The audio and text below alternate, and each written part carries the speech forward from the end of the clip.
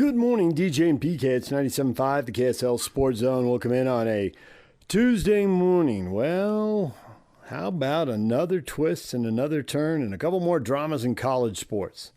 First off, Brendan Sorsby, Cincinnati quarterback transferring to Texas Tech. Originally started in Indiana where he gambled on his own team. Turns out he's not going to play at Texas Tech this year. Turns out he is going to withdraw the lawsuit. That will make him ineligible for college football, which will make him eligible for the supplemental draft. And he's going to go to the NFL in the supplemental draft. And he's got like a week left, so he's done with the court thing. He's just going to the pros.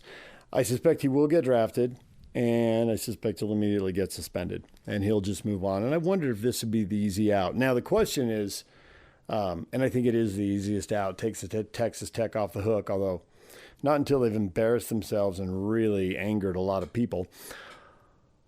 But I think the key here is the Big 12 getting a law firm and filing a lawsuit in federal court. Going to a federal court, and I think it's different. I know the NCAA is having problems in multiple court cases, but I think it always comes back to the fact that the NCAA, running things nationally, they've got a monopoly, and they keep losing on an antitrust basis. Whereas the conferences can make rules because there's multiple conferences and they can enforce those rules. And I think the expectation, and who knows, because it didn't actually get decided. So, you know, this is a little on the squishy side, right? There's some conjecture here for sure. But I think Sorsby's legal team was worried that the conference would be able to enforce their rules. And in a federal court, they'd get the ruling, and then he'd be stuck. And he'd sit out a year, and then he'd go to the NFL, and they would punish him, and then he could be out 2 years. So go now. So ends the drama. There you go. So for once, we always complain about lawyers and billable hours, but it does look like the Big 12, both their in-house counsel and the counsel they hired, some big shot, saved the day and ended that whole drama. So the drama never stops in college football. So Will Hammond now, Texas Tech will wait for Will Hammond to get healthy and see if he can be healthy for Game 3, which is their conference opener against Houston on a Friday night in mid-September. That seems like the next big date there. And this does change things before the Big 12 media days. PK's been talking about how, well, this is going to hijack media days. No, it's not. No, it's not. It'll probably get referenced, but I don't think it'll hijack it. So college, the drama never stops in college sports. You need something else? Well, here you go. Mark Harlan, Utah Athletic Director, is scheduled to join us this morning at 8 o'clock. And the reason he wants to be on is to talk about the deal with Otro Capital. Yes, the private equity deal. Cutting edge, first school to do this. We'll see how quickly other schools follow. How is this going to work? There are no details out there, right? How much money does Otro get to take out every year? How much money does the U have to generate to make this all worthwhile? So that, there's plenty of doom and gloomers out there. And hey, I worked at a TV station that was owned by private equity for a while, so I get it. It wasn't all sunshine and roses, and people were not sorry to see them move on. But every deal doesn't go exactly the same way. You know, some deals go better, some deals go worse. And I know you, and well, honestly, me too, are all thinking, hey, the odds of a private equity deal going great for the company are not good. But they don't all go the same way. So how does this play out? We'll talk with Mark, see if we can get some specifics. Because until the deal was done, they wouldn't release it. Now, theoretically, we're going to be able to get this through a Freedom of Information Act. We'll see how quickly that happens. I haven't seen it yet. There are lots of people trying to get it, and I know people here at our company have been trying to get it and have been turned down, but they were told because the deal hadn't been finalized yet. So now it's been finalized. We'll talk to Mark today. We'll see what he's willing to say, but I'm intrigued, and if he doesn't come on with specifics, I'd be a little surprised because I don't know why else he would come on. To think he can just talk and turn this around. There are too many people, too many companies have had a bad experience with private equity, quite frankly. So, but at the same time, that doesn't mean everybody does. So, I think we got to be willing to listen here and see what he says and see if we get any specific numbers and goals and how reasonable they seem. To me, if there's going to be a quantum leap forward financially, And we got to talk about the goals, too, because we haven't heard that. If the goal is to take a quantum leap forward, it seems to me there's two ways this can be done. One, by reconfiguring the Huntsman Center, a lot more expensive seating, a lot of luxury suites, executive clubs, the real premium seating. That could generate a lot more money at men's basketball games, assuming the team gets better, and maybe could generate a little more money for the other events in there, because women's basketball, women's volleyball, women's gymnastics are all there. So there could be some opportunities there. I do think the Huntsman Center is a chance to make a big leap forward. And the other is this enough cash to get them good enough and keep them poised, so if the Big Ten expands, if there's some kind of super league forming, whatever that looks like, whatever form that takes, they're in instead of out, because that would lead to a massive jump in revenue. So that's a couple paths forward. Maybe there's another one, and we can ask him and see what he says. I'm curious. Those are the two that occur to me. And I know people think there's no way forward. Well, I think there is.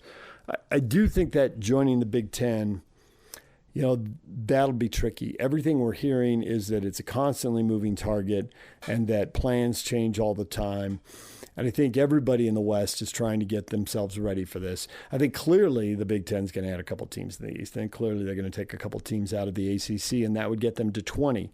But I think there's I think the Big Ten and the SEC are going to withdraw from the national playoff and just have their own playoff. Have a 2014 league, build your own playoff in there, and then have a Super Bowl where the SEC champ plays the Big Ten champ, and everybody else can do whatever they want. Form another playoff, play bowls, whatever, they won't care, because they will have, for all intents, broken away at that point. But if they are going to 24, I think they need to have at least 2, maybe 4 teams in the West.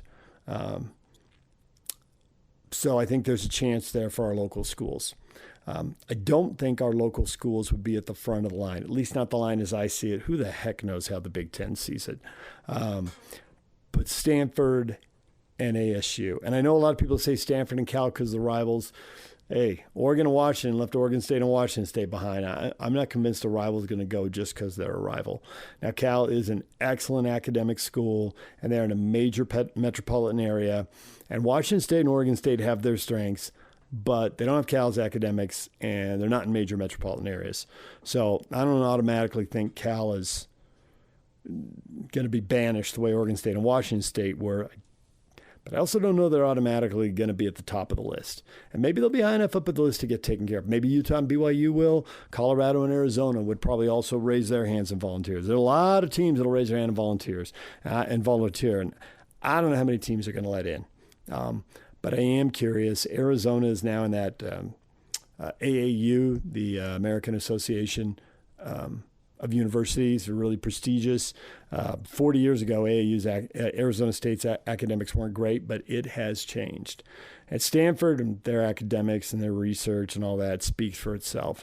So, and they are a national brand and have a relationship with Notre Dame, who could be another team going into this. Who knows how long they're going to be independent. So there's a lot of moving pieces. And I don't even know if the Big Ten will do it or to what degree. They'll just go to 20 and do everything else later because they don't think our local schools would be the first ones in. But if they're going to 24, I could see it happening. I just don't think you can build a national brand. All the other sports leagues, I've talked about this before, these other sports leagues, whether it's the NFL, Major League Baseball, and NBA, NHL, even Major League Soccer, they've got 7 or 8 teams in 10 Western markets. And to think that college football is going to do this Super League and only have 4 teams in 3 markets in the West, they will lose the West the way they've lost the Northeast. They got to have more teams out here. All the pro sports leagues know it. If you're going to be a pseudo-pro sport, you got to know it too. So I think there's really an opportunity here. And college sports rivalries matter in a way they don't in the pros. So we'll see. We'll see how it works out. It'll be interesting to talk to Mark and see what he thinks the benefits are of this Otro deal. We'll talk with him coming up at 8 o'clock this morning. Make sure you're here for that. All right, DJ and PK. It's 97.5, the KSL Sports Zone. Stay with us. Coming up, we're going to hear from Steve Cleveland on the NBA Finals and Jay Stevens on the Stanley Cup Finals. Stay with us. DJ and PK, it's 97.5, the KSL Sports Zone.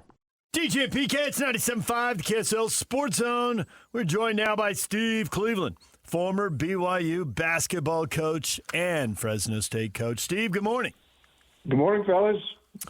The Knicks are champs. I suppose you're pretty happy about that. Jalen Brunson was awesome, 45 in Game 6. They got a bunch of likable guys on that team. I think Bridges is really easy to root for, and Cat's really easy to root for, and the coach Mike Brown is really easy to root for. But you know what NBA people are thinking about right now? That's all stuff for fans. Can you really build teams around 6'2 guys? Because that very rarely has paid off. But the game's different. The floor's spread. All these guys are standing around the three-point line. There's more space around the hoop. Is Brunson on the cutting edge of a new trend, or is he just an outlier and that was a remarkable performance and enjoy it? But if you're a GM and you go chasing that model, you're going to get hit upside the head in the playoffs. What do you think? Well, there is truth to that from both sides. I think, first of all, a lot of love to the Knicks, and we've been doing this for a while together, guys, and to see that kind of unfold in front of me, and to see the Knicks win their first title since 1973, Mike Brown just did a great job. The coach did a great job, and it was all about sacrificing. Knicks won that NBA Cup title during the year. That would have been a little bit of an idea that the Knicks had it in them. But Brunson was incredible, and just as clutch as they get. They needed pretty much the whole season to kind of get things right. But I think the things that are most important to me is that the players were engaged, and they're constantly, and I give credit to the coaching staff and all the support groups, but it's one of those things that Coach Brown, I think, instilled in this group was to, number one, they had a lot of college teammates playing together, which is really crazy. Jalen Brunson, Josh Hart, Mikal Bridges, winning that thing in the NC2A 2016, 2018, and then bring that group back together and basically went on an 11-game playoff winning streak, swept the Sixers, the Cavs. Wemby is great, and he'll have his day and time. But the bigs, Karl Anthony Towns, OG Anunoby, Mitch Robinson, Bridges, Brunson, Hart, lots of titles. And I was so happy to see how it played out and fun to watch. So the drought's over. Knicks won their first title. And I think that Brunson obviously proved that he was the finals MVP with that 45-point showcase. So I just fell in love with this group, and I have a lot of friends that have ideas and thoughts, and they're always talking to me.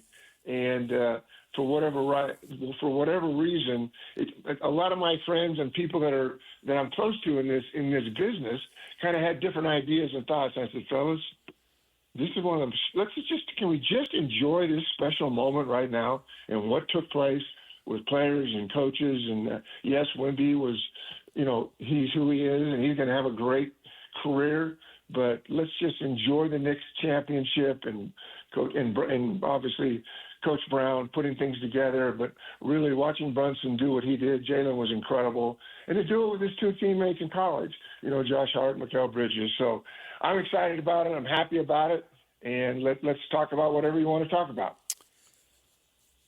He's a free agent, right? He's a second-round pick, speaking of Brunson, and so he's been with the Knicks 4 years ago, and I called up something, his introductory press conference in 2022 with the Knicks. He's got a quote, and I'm going to ask you a question. I'm going to read you a quote and then ask you a question. Okay. Quote, everywhere I've gone since high school, it's always been Jalen Brunson's good, but always that but, like they're going to say something negative. Too slow, not athletic enough, too small, all those things that don't measure heart. That's what I have. How do you measure heart? Oh, man, I love that's where we're going because, in this setting or whatever the setting is, professional, collegiate, high school, it doesn't matter.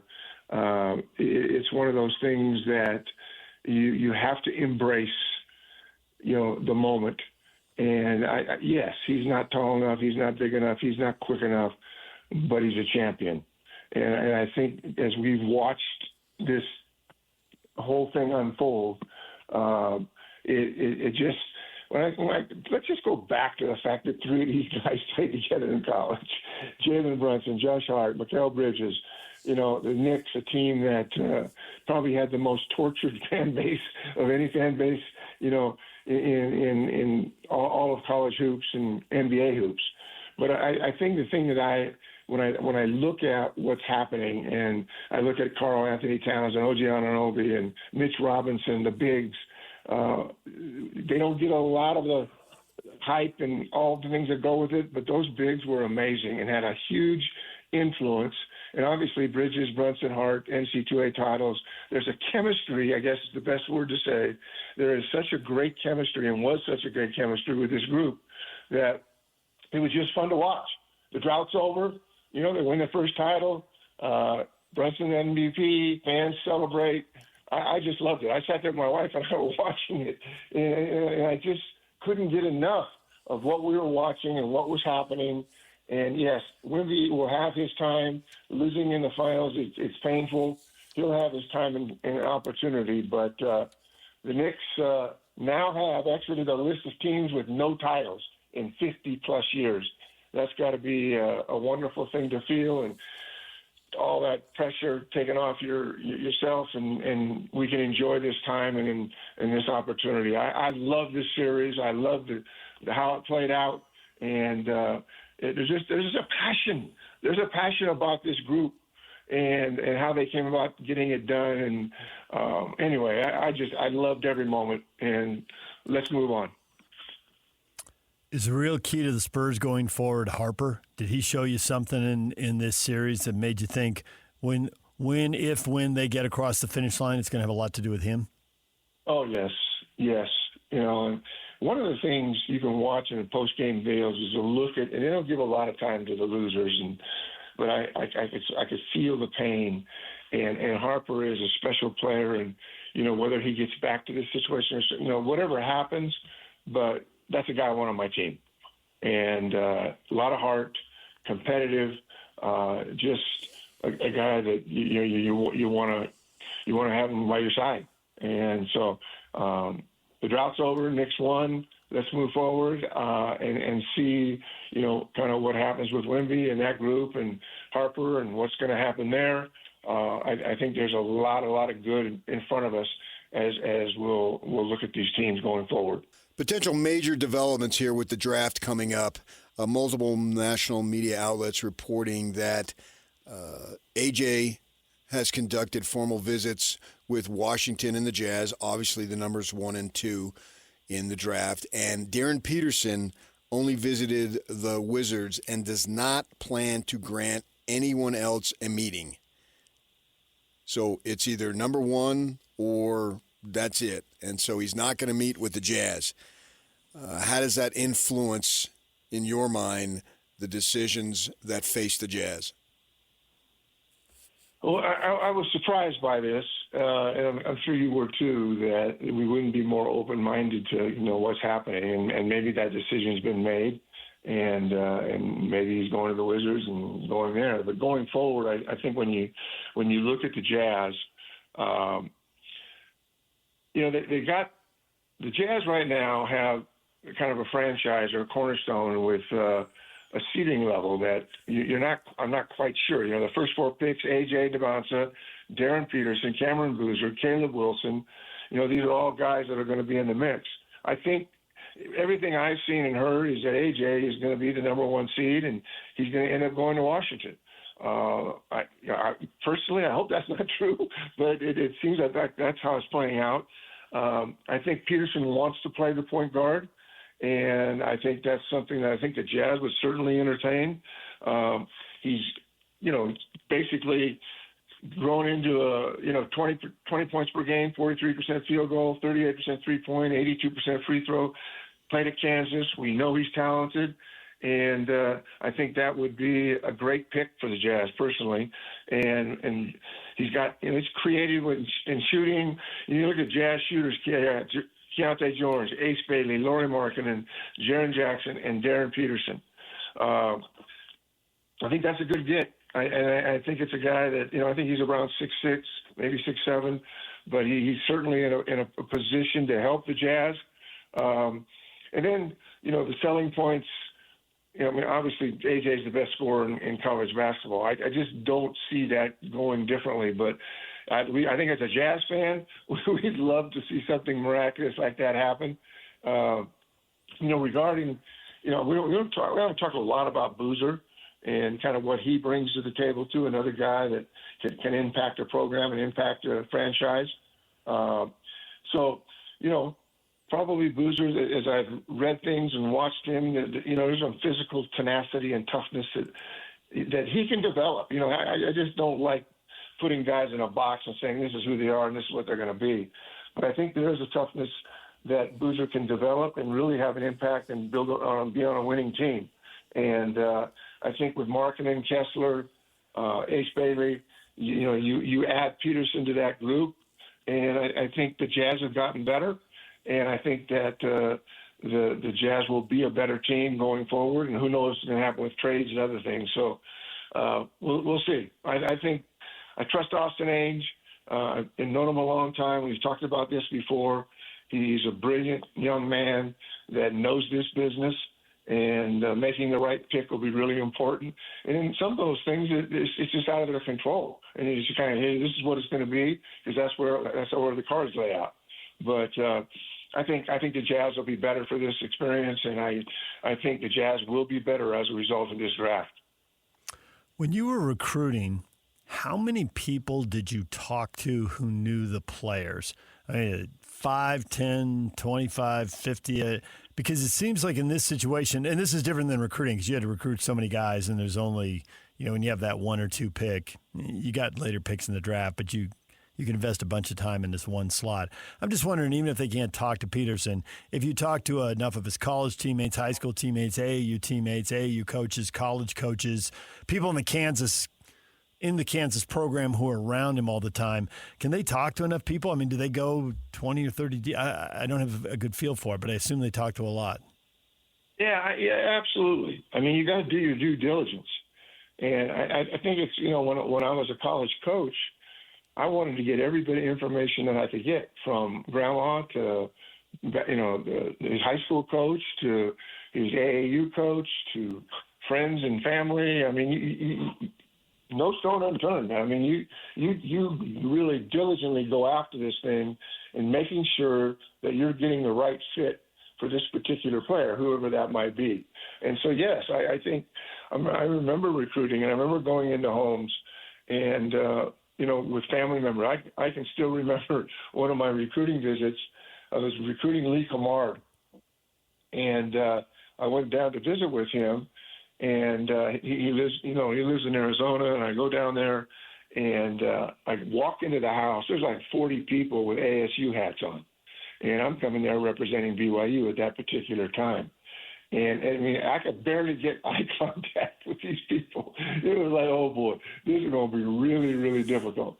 And as it turned out, there were some people in the family, and there were others and coaches, and it all played out. And Lee ended up being at BYU, but that's kind of how it is. And having relationships and having that understanding of moving forward and what's best for me, and getting as much input as you can. And I think whether it's in college or it's the NBA draft, that's happening, and it's happening with Austin Ainge right now, making the right pick. Some of those things are already kind of etched in stone because they've done all of their due diligence, they've done all the work, and you look at the cards, you lay them out and go, well, it appears that probably Peterson is going to end up with the Utah Jazz. Things can change, and who knows what could happen, but I think Peterson will be a wonderful get for the Jazz. I just think he has a great upside, and he's a shooter, and you can't have enough great shooters. I don't care what league you're in, what's going on. You got to have great shooters to make your team better and give yourself some longevity of success over the years coming forward. You're a college coach at Fresno, which had a ton of NCAA violations and all that stuff, and so you got to make sure the kids are doing what they're supposed to do. What do you think of this Brendan Sorsby thing of him potentially being able to play next year with the gambling? In my mind, the Brendan Sorsby, he's just the guy, but the issue is far bigger. And if he's allowed to play, then that basically opens the door that kids can gamble on their teams and gamble and whatever while they're playing college, which just means, man, they're going to have so many temptations. People are going to try to get a hold of them. We've already seen problems from time to time. So I think this is an important decision, not just for Sorsby and Texas Tech, but for all of college sports. I completely agree with you. And it's when I read that and kind of tried to get my arms wrapped around what this might look like going forward. I don't know all the decision makers here, but that would be something that would be critical to the development of players and coaches and programs. And if we go down that route, and that's where we're going to go, and not having that kind of control, at what point in time do we say, just stop it? Stop it.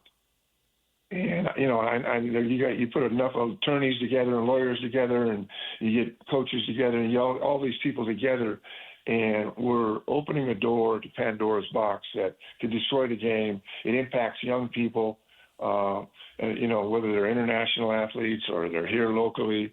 I just don't want any part of that. I can't imagine. I haven't spent as much time as both of you probably on. I'm aware of it. I've read the articles, and I don't know that I'm smart enough to have all the right answers right now there. But that's going down a slippery slope that is not good for college or NBA basketball. It seems like the conference can prevail here. The NCAA can't because it's antitrust, but there's so many conferences and a player could transfer and they can each make their own decision about whether they let him play. I'm no legal expert, but it feels to me like the Big 12 is going to win this. Well, yeah, I trust the Big 12. I've been watching them. And, over the year, the last few years as we had that conference I just hope, for the sake of not just the sport, but for the sake of players and coaches and where we go down this slippery slope, is that there'll be enough intelligent people in that room to say, this is silly, what are we doing here? And that's what I would hope. I'm not a decision maker here, but I certainly have an opinion. And so I don't want any part of that. And we'll kind of see what happens. I'm not smart enough to know all those things and understand them anyway, but I just think it's not good for the sport. It's not good for young people. It's not good for the impact that whether they're brokers, agents, parents, all the intangibles you put your arms around and try to figure this all out, that we'll find a way to keep an integrity. I guess that's the word I want. Make sure there's some integrity here, and as these decisions are made and we go forward, and when integrity all of a sudden doesn't exist in that environment, then we're going down a slippery slope again. That's not good for the sport. It's not good for young people. It's not good for families, and whatever it might be. So I'm hoping we can eliminate that kind of environment, which can just destroy programs, players, families. Hopefully there's enough common sense that we go, no, we're not going to do that. Steve, we'll leave it right there for now. Glad you enjoyed the NBA Finals. Now you got a week to gather yourself for the NBA Draft. Yes, sir. Right. I got some work to do. Thanks, fellas. Always good to be with you. There's Steve Cleveland. When we come back, Jay Stevens talking Stanley Cup Final next. Overwhelmed? That was me with diabetes. Hey, I'm Jabron. Between teaching and coaching, managing diabetes felt like an extra job. With the Freestyle Libre 3 CGM, I get real-time glucose readings and have the insights to make informed decisions. My life feels lighter now. Learn more at freestylelibre.us. The views expressed should not be used for medical diagnosis or treatment as a substitute for professional medical advice. Individual circumstances may vary. For prescription only. Safety info found at freestylelibre.us. Make game day yours. Tickets, food and drinks, stats, and streaming. Everything you need is in the Utah Mammoth app. Download today and make game night easy. Download on both Android and iPhone. Tusk Top. DJ and PK, it's 97.5, the KSL Sports Zone. Yesterday we had Jay Stevens on to talk about the Stanley Cup Final and where the Utah Mammoth go from here.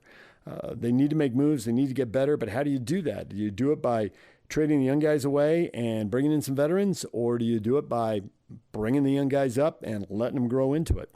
Here's Jay Stevens with PK and I on The Zone. Jay, good morning. Good morning, gentlemen. Always love the Beastie Boys intro. That's a perfect pick. Looking at this, now that it's all over and Carolina has won the Stanley Cup, is it easy to say that in this year, the fact that Colorado had so many injuries really explains what happened in the playoffs? Vegas with their draw to the conference final isn't crazy. Colorado with their draw to the conference final isn't crazy. Carolina was the best team in the East.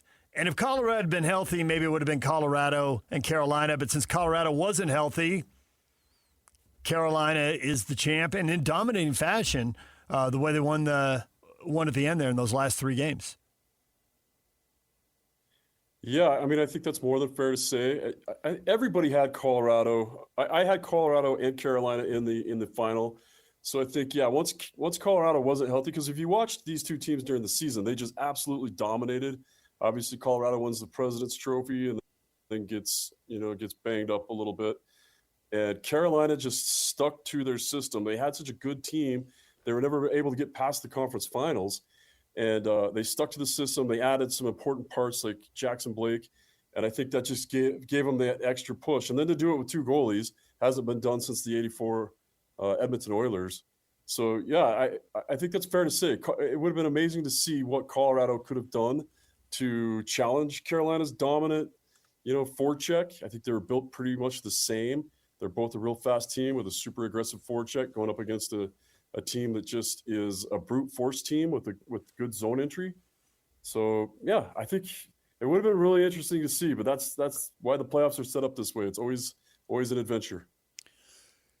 As we do with the Jazz, we look at stuff to how it relates to them, as we watch the NBA and as we're getting accustomed with what the Utah Mammoth are about. We're looking at the NHL with an eye towards the Mammoth to see what they can learn from that. Anything, not just in this particular series, but in the entire postseason that you saw that caught your eye in terms of what the Mammoth could use or need? Yeah, what really stands out is having a little bit more of an aggressive second line. The second line was the difference last night. You look for Utah's got to be looking at somebody else that can come in and be more sandpaper. They need 1 or 2 more big bodies to wear down the other team's offense, and then that balances out the speed. If you see what Carolina did, they had a super fast first line, a really fast but physical second line, just really chippy, agitating guys. I mentioned Jackson Blake already. He just and Stakehoven, they had that. They just had that grit to them, and where they finished every check. And if you took the puck from them, they just turned around and went right back at it. We call that water bugs or whatever. They just seem to be everywhere and just flying across the ice like that. And they definitely have that. And that's something more that the Mammoth need to add to their depth. And we really need to see what Vanacek could have done as a backup. I don't think they re-sign him. I think he was qualified, but we didn't see him play enough games to really get comfortable. And I think that's the same with the team. But Utah knows they need a solid number 2 or a number 1B. And there are a couple options coming available in the free agency. Nothing great, but maybe a guy that could play a year or possibly see what the youth movement has in it. But those are the biggest gaps between what they have now and what they need to get in the future, to make it further in the playoffs. They need more grit, they need solid goaltending, and they need 2 rested goaltenders when they enter the playoffs. That sandpaper and grit you talk about on the second line, is that player that you're imagining in the system on the way up, or is that something that the Mammoth need to go out and acquire and use some of those prospects to have the value to get back whoever it is they need?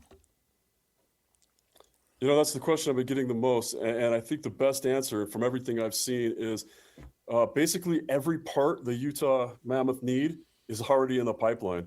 When I talk about goaltending, they've had that Villalta, they've had Stauber. Both of those guys deserve a chance. They're both free agents this year. But both of those guys deserve a chance to get some NHL games. They've proven themselves in the A. And then you got Michael Hrabal coming up, who could really be the future goaltender for the Utah Mammoth. He's 6'7". He had a phenomenal NCAA career, so he's already there. And as far as the sandpaper, man, they've got a couple. That Cole Beaudoin that they picked up right after they drafted Iginla that first year as the Utah Hockey Club, that guy's grit, and he's big, he's strong, he plays just like his father who played in the NHL, where he's just got the perfect NHL body already. And then I've talked about him before, but Gabe Smith, a fourth-round draft pick, part of the Utah Hockey Club, he's an absolute steal in the fourth round. If the draft were to be this year, he'd be a top 5 pick easy. He's just gotten better and better. He's got a mean streak to him. He's already in the preseason games for the Utah Mammoth. I think he's already fought 3 times, and I think he only played like 3 games. So he's a guy that you're going to see. I really expect him to be challenging for, if not taking, a roster spot this year. And same with Beaudoin. Both those guys could make the team this upcoming season. This is fascinating for me to see what the management with Bill Armstrong is thinking, because, you can expedite it, but you don't want to expedite it at the risk of losing a potential big-time game changers. So they got to figure out, what's available and what is the cost of that availability, and then decide, okay, this is the right thing to do, or back off and say, nah, we're just going to wait. We're going to hold our cards because we believe that if we sit tight in a year or two, we would have something that could be more special that would last several years. So I find that whole concept fascinating to see what they can do. If I put you in charge, what would you do?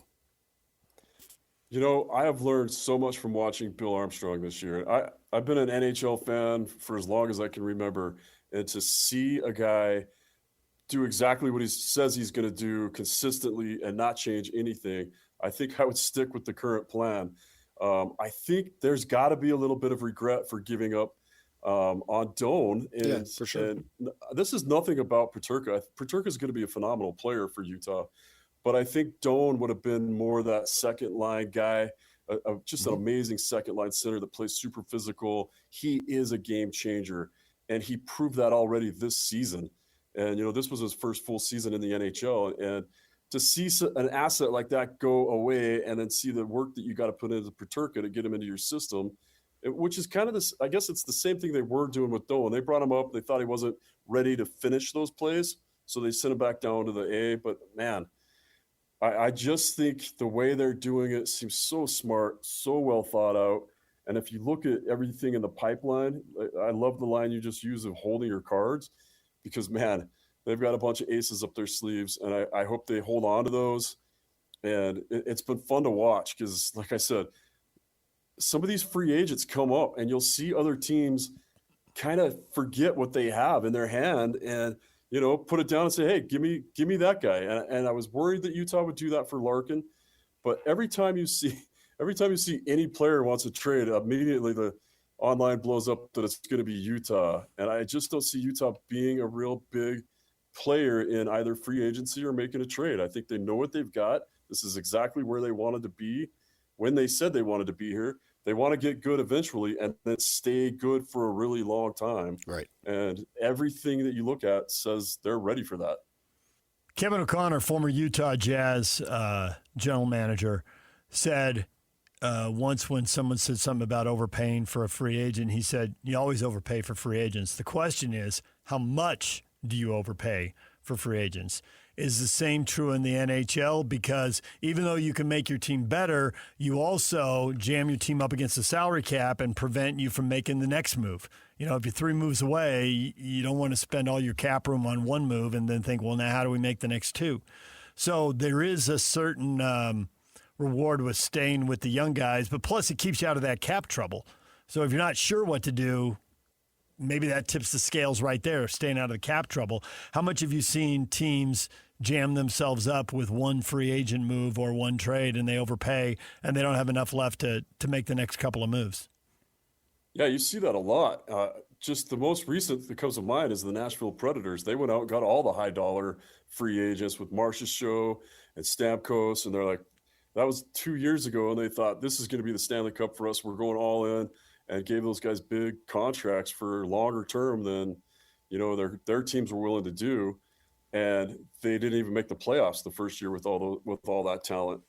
And you see it a lot. You see this guy was so amazing, but sometimes, especially in hockey, the thing that makes you amazing is the line you're on and the guys you're playing with and that chemistry. So you've seen a lot of teams do that. And that's one thing the Mammoth and Bill Armstrong has consistently said is we're not going to try to win the Stanley Cup, in July.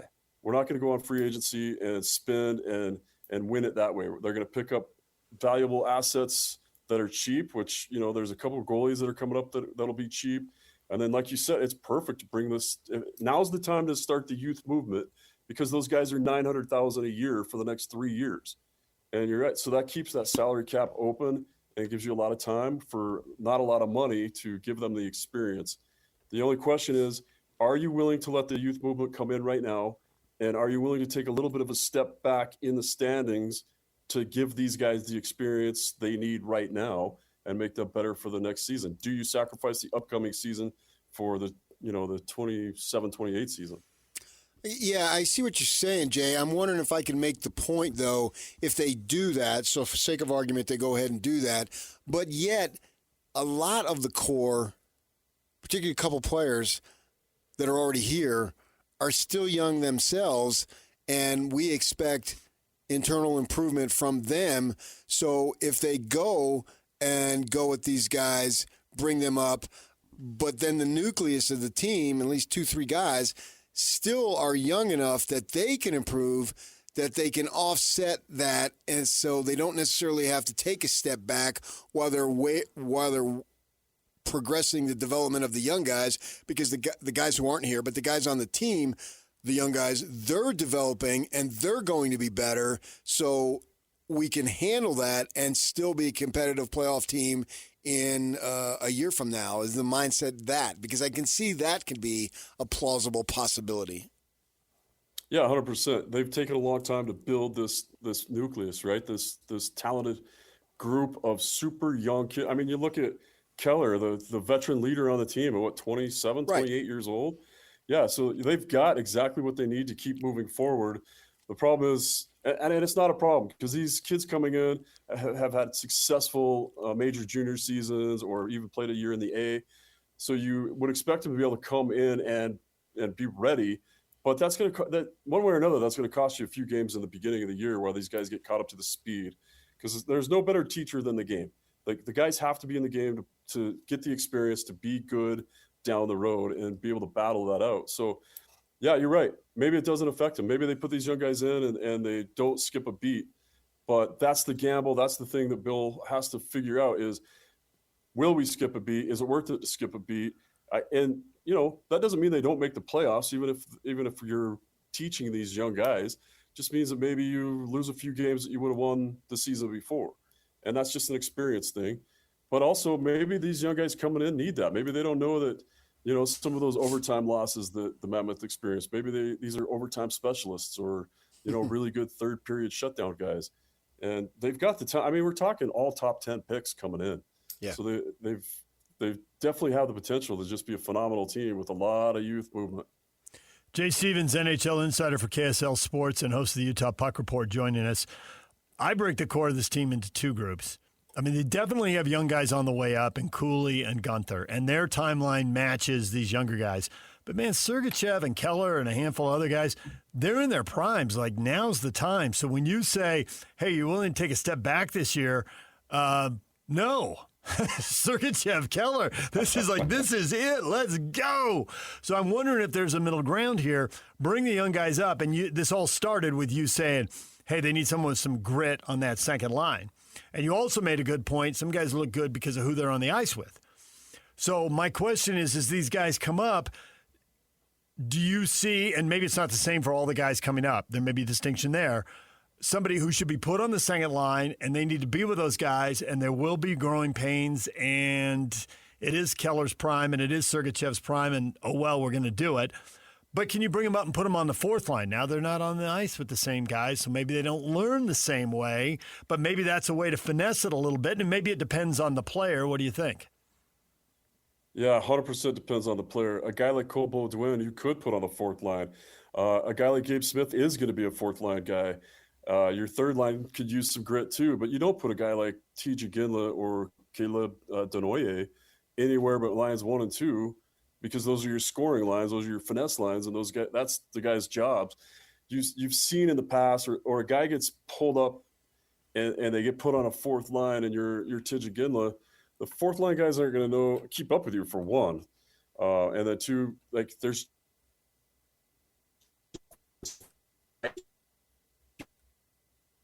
No, we lost him. Internet connection goes. You don't trust a cell phone, then you put him on his laptop, and then the computer goes. Okay, fine. I know. Walked us right to the cliff there, and then fell apart. Well, what are you going to do? Yeah, what are you going to do? Go on. That's all you can do. We are going to go on. Just sit here in silence.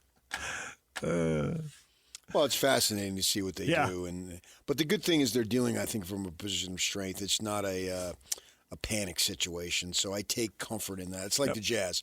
No matter who they draft, it is an opportunity to get the team better. Jay Stevens is back with us now. He has rejoined. Jay, you walked us right to the cliff. Finish that thought. Am I here? Okay, so what I was talking about is just being able to put talented players in the right positions, because you can't put a guy like Ginla on the fourth line. The fourth line doesn't think and react like a Ginla. You know, your third and fourth lines are supposed to draw penalties, create turnovers, frustrate the other team, pin it down in their corner and tire them out and make them chase you around for a bit. And that would be, you know, guys in the past have been pulled up and put on those lines. In the 80s and 90s, it was like, all right, we pull the guy up out of the minors. He can't be in the top two lines, and see how that works. And it never really worked. You know, you need like-minded people with like-minded people on a line to make it work. So, yeah, I do think you see Ginla make that top six. And I think you see Cole Beaudoin and, you know, maybe Gabe Smith on the third and fourth line. That makes sense. That's a good place for them to fit. And that helps the youth movement. And you're right. Keller's in his prime. Sergey's in his prime. It'll be interesting to see what other guys they bring back. I could see him maybe offering another year to Ian Cole to balance that out and just keep, because he was such a blue collar guy who did all the hard work in front of the net and ate a ton of pucks in front of the net, and really, I think, was such an on ice and off ice leader for the youth movement that I could see them extending them, or even just making him a coach. But then you got to ask yourself, the guys that we love that were here last year, who do we give a roster spot to if it takes a spot from a Ginla or Beaudoin or Denoye? So you're going to see a lot of line mixing in the beginning of the season.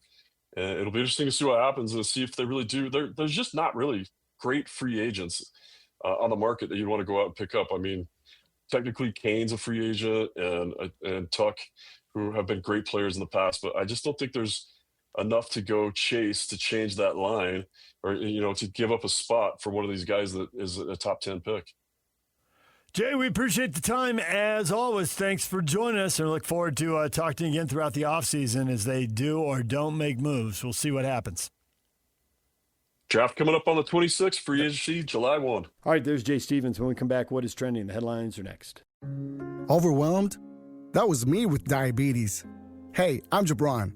Between teaching and coaching, managing diabetes felt like an extra job. With the Freestyle Libre 3 CGM, I get real-time glucose readings and have the insights to make informed decisions. My life feels lighter now. Learn more at freestylelibre.us. The views expressed should not be used for medical diagnosis or treatment as a substitute for professional medical advice. Individual circumstances may vary. For prescription only. Safety info found at freestylelibre.us. That sound could mean a lot of things. And when something's going wrong at home, the hardest part can be figuring out what the problem actually is. At Thumbtack, you can upload a voice message or a photo, and our AI-powered search will help diagnose your project. Plus, the pros we know have over 14 million 5-star reviews, so you can hire with confidence. Thumbtack, we know homes. Hire the right pro today. It's time to get your morning started with the news you need to know. News update. This is what's trending with DJ and PK. Hashtag college football. This decision came in the wake of a slew of legal headwinds in recent days. Those included a Big 12 federal filing on Monday morning, with which the league basically asked the federal judge for the authority to invoke its own rules. The Big 12 made very clear today in a statement by its board that they felt like athletes who bet on college sports on their own team should not be able to play college sports. That's a paraphrase. And the NCAA, later in the day, in an appeal of the initial injunction that allowed Sorsby to be eligible, asked for an expedited ruling in that before football season. This flurry of legal headwinds forced Brendan Sorsby's hand a little bit. With the NFL supplemental draft deadline just in 1 week, June 22nd, it became untenable to resolve all these legal issues in that time. ESPN's Pete Thamel with the report that Brendan Sorsby's out of Texas Tech. He's headed to the supplemental draft. Didn't want to face the Big 12 lawsuit. Had a week here to figure it out if he's going to the draft or not, and decided, let's jump to the NFL. Pete sounds like a charismatic guy, doesn't he? He really does. And I'm going to complete this sentence eventually. I think the Big 12 lowered the boom and locked Sorsby in his room. They came to take his eligibility away, and finally sanity prevailed. I don't think Texas Tech thought there would be this much of a blowback. They thought they had a legal standing, 2 weeks ago now? Yeah. And hey, it's the law, man. There's nothing we can do. We got to play him, and we know we're supporting the kid. Right. And they got a ton of blowback. Yeah. Nobody else is in favor of this. And everybody in the conference, most especially, just said no. It's fun to make fun of lawyers, but between the outside counsel they brought in, whoever they got in-house or whatever, they figured it out and they put it together. And I think the key here is we've watched the NCAA enforce rules, and people are constantly going to beat the NCAA and say, hey, you've got a monopoly, it's antitrust. But the conferences don't face that, so the conferences will have to enforce the rules. And I knew you were going to say antitrust. What does that mean? Because you say, I never say it, because I have no idea what that means, but you say it all the time. What does antitrust mean? When you have a monopoly, you can't just enforce the rules and block someone from working. Bottom line. That's it? That's it. And the Big 12 isn't, because he could go play in any other conference. Other conferences can have other rules. It's fine. Well, then we have an antitrust on morning shows because we've blown everybody out of the water. Yeah. Once you have a monopoly, you're going to get hit with antitrust. And I'll put $500 on the boardwalk. $350 for Park Place, and let's go. Yeah, I mean, because you're the legal mind here. Like yesterday, you told us you didn't know the gun laws in Texas. Yeah. Well, that implies you know gun laws in other states. And I know gun laws in no states. Oh, I think you do. I don't. I have no idea. What's the gun laws in Utah? I have no clue. I've never had a gun. Pretty much anything goes in Utah. We're an open carry state. We are. That's what you need open to know. carry? He knows the gun laws, too. So I can have a six-pack of Schlitz in my car? That's not what that That's means. not a gun. It's not a firearm, sir. That'd be beer. Beer? I don't drink beer. That's why you wouldn't have it in your car, but thanks for having fun. I could have it in my car. I could bring my friend, might drink it. The other college news, Pac-12 giving Commissioner Teresa Gold a 5-year contract extension. Now her deal runs through 2031. She took over the job 2 years ago with just 2 teams. They've rebuilt the league to 8 teams, and she's getting 5 more years. 5 more years. The other thing I saw is that Texas State is building a recruiting class right away. They're getting a major jump out of going to the Pac-12. You saw that? Yeah, I did. I saw a report there. I mean, it's all still verbal, and people can flip, and they'll add to it. But, yeah, off to a good start. All right, thanks for sharing. You're welcome. DJ and PK. Hashtag NFL. Calvin Johnson says that Puka Nacua is the guy most likely to break his record for most receiving yards in a season, 1,964, which he did in a 16-game season, and now we're at 17, probably going to 18 here pretty soon. No one's broken it yet. People have come close, but Calvin Johnson says Puka do it. I'd have to go to that game if he did, because I like Puka. He's getting some crap out of his system and is just a young guy just learning, but I think he's an awesome, dynamic receiver. Well, and when they did that 60 thing, I said going in his last year, he's the number one player. I have no idea why he lasted to the 5th round. I mean, the ceiling is his roof or something like that. I mean, as long as his head's on straight and he's injury-free, I don't know that he'll ever play 18 games in a season. But he better get it done quick here because Stafford's running out of time. That's exactly, Calvin Johnson went into that. He actually thought that Jefferson in Minnesota would do it, but then the quarterback situation there changed, and so now it looks like it'd be a lot harder for Jefferson to pull it off. But he said as long as he got Stanford, he's got a shot. If he stays healthy, that dude's a killer out there. I think it's Stafford rather than Stafford. Stafford. And I think that certainly you need that. I mean, Jerry Rice is considered awesome, as he should be. And you're very fortunate to play with 2, not 1, but 2. 2 Hall of Famers. Yeah, and so you need that. Football's the ultimate team game, man. You need everybody. You need the line, the block, and the quarterback, and blah, blah, blah. And you need other receivers to be able to get open so they can't just sit there and double you all day long, yeah. You need guys to block downfield for you so you can take short passes and break them into massive games. Oh, yeah, you love the yak. I do love You're the yak. You're a yacker. Yeah. You're first team all yacker. Nice. Who'd you just explain that to?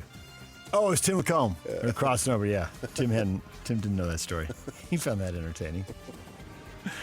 Dallas Cowboy wide receiver George Pickens has reported to the team and gone through his physical as he seeks to avoid being fined for missing the mandatory minicamp. He's been hoping for a long-term extension, but he did sign the franchise tender that'll pay him $27.3 million this season. Rock on. DJ and PK. Hashtag NBA. Kind of felt like, hey, this is on the table right now.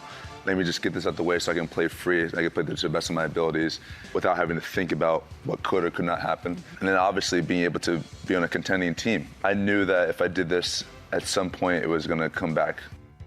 Jalen Brunson on why he took a pay cut in 2024, left about $100 million on the table. He's hosts a podcast, The Roommate Show, with Josh Hart. Isn't true. Left $100 million on the table. The government takes half of that. That is true. And in New York, they probably take a little more of that. By the time he pays state income tax for all the road games and state income tax in New York and whatever local taxes. He deserves all the credit. But let's not make him like he made the ultimate sacrifice. He did give them more money to work with, to build a team around him. Which Tom Brady has done and others have done. Not a lot of others have done it. Nevertheless, others have done it. Yeah, others have. But he should be the face of the NBA. Right now, we talk about who's the face of the NBA. I think it's him right now today. Knicks were asked by James Dolan, the team owner, during a speech he made to the club back on April 3rd. Implored him to make a 10-week sacrifice in the hunt for an NBA title. And I think without that speech, they go out in the first round. Right? The video of the speech released yesterday by Brunson and Harlan. Hey, they lost 2 games in that first round. Oh, man. The sacrifices. Wow. I mean, we make this out. It's basketball, people. Couldn't have done it without James Dolan. They won a few basketball games. DJ and PK. Hashtag Major League Baseball. Swung on and Suarez hits it high in the air. It's deep to center. Ewing back at the wall, turns, looks, gone! Eugenio Suarez's second home run already tonight, and it's a grand slam. Way outside, ball 4, Cubs walk it off again. They beat the Rockies 5-4. Ian Happ scores. The Cubs have done it again. Cubbies beat the Rockies 5-4. Cubbies just 3 games over 500 after that hot start, but they'll take wins anywhere they can get them. They're still around the edge of the wild card race, so yeah. If you ever see a redneck, they'll tell them, hey, why don't you take it easy? I'll take it any way I can get it. That's what you just said. You'll take it any way they can get it. Dustin May, 1-hit shutout. He goes the distance. Almost had the no-hitter, a CNI single between short and third. Right in the hole, cost him. Manny Machado got the only hit, but the Cardinals win 3-0. Former Dodger. Yes. Dustin May. Yes. The memorable hair looks like a big carrot top red, out there. Yeah, big red mane. Red dew. His old team, the Dodgers, beat the Rays. Big showdown. Two of the better teams in Major League Baseball. Two of the top 5 records. And the Dodgers win 4-3. Same score your Diamondbacks win by. They beat the Angels 4-3. Following the College World Series, elimination games now. Teams getting knocked out. Bama sent home by Texas 14-2. Texas advances. Yeah, Bama goes home. I'm available to watch it. I watch it. It's fun. Adrian Rodriguez hits for the cycle for Texas in that 14-2 win, although I don't know if you saw the triple, but that looked like a single and a two-base error to me. You take it, I got it. The left fielder and center field messed that up pretty good. Well, PCA, the Cubs hit for the cycle. You didn't mention Yes, him. I did not. You're right. PCA did. Of course I'm right. That'd be Pete Crow Armstrong to you.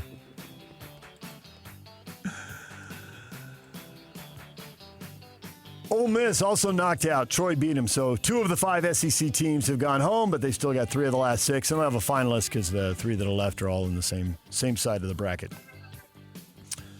The Bees open a 6-game series against the Tacoma Rainiers tonight at the ballpark, America First Square. First pitch at 6:35. Listen to the game on 1280 The Zone. DJ and PK. This is a win. I mean, look, they're celebrating down to the right. It's over. It is a win in every possible way for Cape Verde in their first ever World Cup game. A 0-0 draw with the European champion Spain. Spain and France widely considered the favorites of the World Cup, but Spain opens with a scoreless game with little Cape Verde earning a point in their first ever World Cup match. There's a town in northern Arizona called Camp Verde. It's in Yavapai County. Oh, really? Yeah. Any tie? Just name similarity. Oh, I've tied a few on in Camp Verde. Okay. France, the other heavily favored team in this tournament, will play Senegal today, one of 4 games on tap. And for Spain, if they don't win their group, then if they finish second, there's a chance they could face Argentina in the round of 32. That'd be a pretty big showdown early in the tournament if it happens. Argentina's playing Algeria today. Where would we be without you breaking this down? DJ and PK, right about here. #golf. State prosecutors in Florida intend to subpoena Tiger Woods' medical records from the hospital where he purportedly received treatment following his DUI arrest March 27th. They have filed court documents. Subpoena will seek any and all reporting documents documenting statements of the patient regarding alcohol or chemical substance use, and any and all drug screen results. What's the point? What are they trying to do? Charge him with a crime, I guess. Woods has returned to Florida last week after spending 6 weeks in a treatment facility in Switzerland. Is he going to go to jail? I don't know. Maybe they'll suspend his license. Fine, jail, suspended license seem like the 3 things that are out there. There you go. That is what is trending there. Your headlines brought to you by Shamrock Plumbing. There's no job too big or too small. Get the personal touch with Shamrock Plumbing. Mark Harlan coming up at 8 o'clock. He'll join us. We'll talk to him about the Otro Capital deal and Brendan Sorsby. Brian Taylor, Real Golf Radio. It's U.S. Open week. We'll talk to Brian Taylor coming up at 9 o'clock, and we'll get more qualifiers for the U.S. Open as well. We'll do that coming up. Stay with us. Question of the day is next. Welcome to This is Jay Scott and Ben Anderson. President of basketball operations for the Utah Jazz. It is Austin Ainge. How often are those top names switching around at the top of a draft board? Does that happen this late in the process? It does happen. We're trying to force ourselves to keep an open mind. Like, don't get locked in until we have all the information. Make sure we're processing everything correctly. We're almost fighting a consensus or predetermination. We're trying to make sure we go through it as thoroughly as possible before we lock in. We are fighting groupthink. We're fighting media narratives. We don't have a consensus in our rooms, right? Like, there's arguments. My dad and I fight every day about stuff, about players. Coach Hardy and I spend a lot of time talking through it and picturing how it would work with this guy and that guy. And there's a lot of opinions and I work with a lot of smart people. Catch Jake and Ben afternoons from 2 to 6 on 97.5, the KSL Sports Zone. Overwhelmed? That was me with diabetes. Hey, I'm Jabron. Between teaching and coaching, managing diabetes felt like an extra job. With the Freestyle Libre 3 CGM, I get real-time glucose readings and have the insights to make informed decisions. My life feels lighter now. Learn more at freestylelibre.us. The views expressed should not be used for medical diagnosis or treatment as a substitute for professional medical advice. Individual circumstances may vary. For prescription only. Safety info found at freestylelibre.us. The KSL Sports Zone and Beehive Meals are honoring people that impact youth sports in our communities. Nominate the youth sports volunteer you know for the Beehive Meals Hero of the Week at kslsports.com/contest and listen every Thursday afternoon to Jake and Ben for the winner. It's the Beehive Meals Hero of the Week. Question of the morning. Ready for your hot takes or your toast. Sam Amick, NBA writer for The Athletic, been around for a couple decades, worked for multiple national publications. I didn't put that on the question. Says the Jazz are going through... You read the question. Are going through it. The question, Your Honor. The Jazz are going through a bad stretch. Darren Peterson won't work out for them, and Walker Kessler is mad he didn't get a contract extension last summer. What is your concern? And Gary says concern level -0, and he spells it out. Correctly, I might add. Zero concern, Tony says. It's all smoke screens from agents to get the players the best fit and the most money. Kessler will sign with Utah, and if Peterson does not get taken at number 1, he'll be taken at number 2 by the Jazz. It's good old pre-draft banter. Tony has got zero concern. Tavita says, if they draft Boozer, Kessler's out. Not sure that's true. I see what he's doing. I see what he's doing. They got a lot of size, but they don't really have the true center. I mean, he could, but I don't think What's so. a true center? Jaren Jackson Jr. is more of a power forward. He doesn't want to go up against the 280, 300-pound center and give up that weight and get banged around. Another guy who's 280 or 300 wants to stay in the league. And how good is that player? Probably B minus is probably who they get because there aren't that many of that players, and the better guys who are versions of that don't tend to move around a lot. I don't know that the Jazz could afford one right now.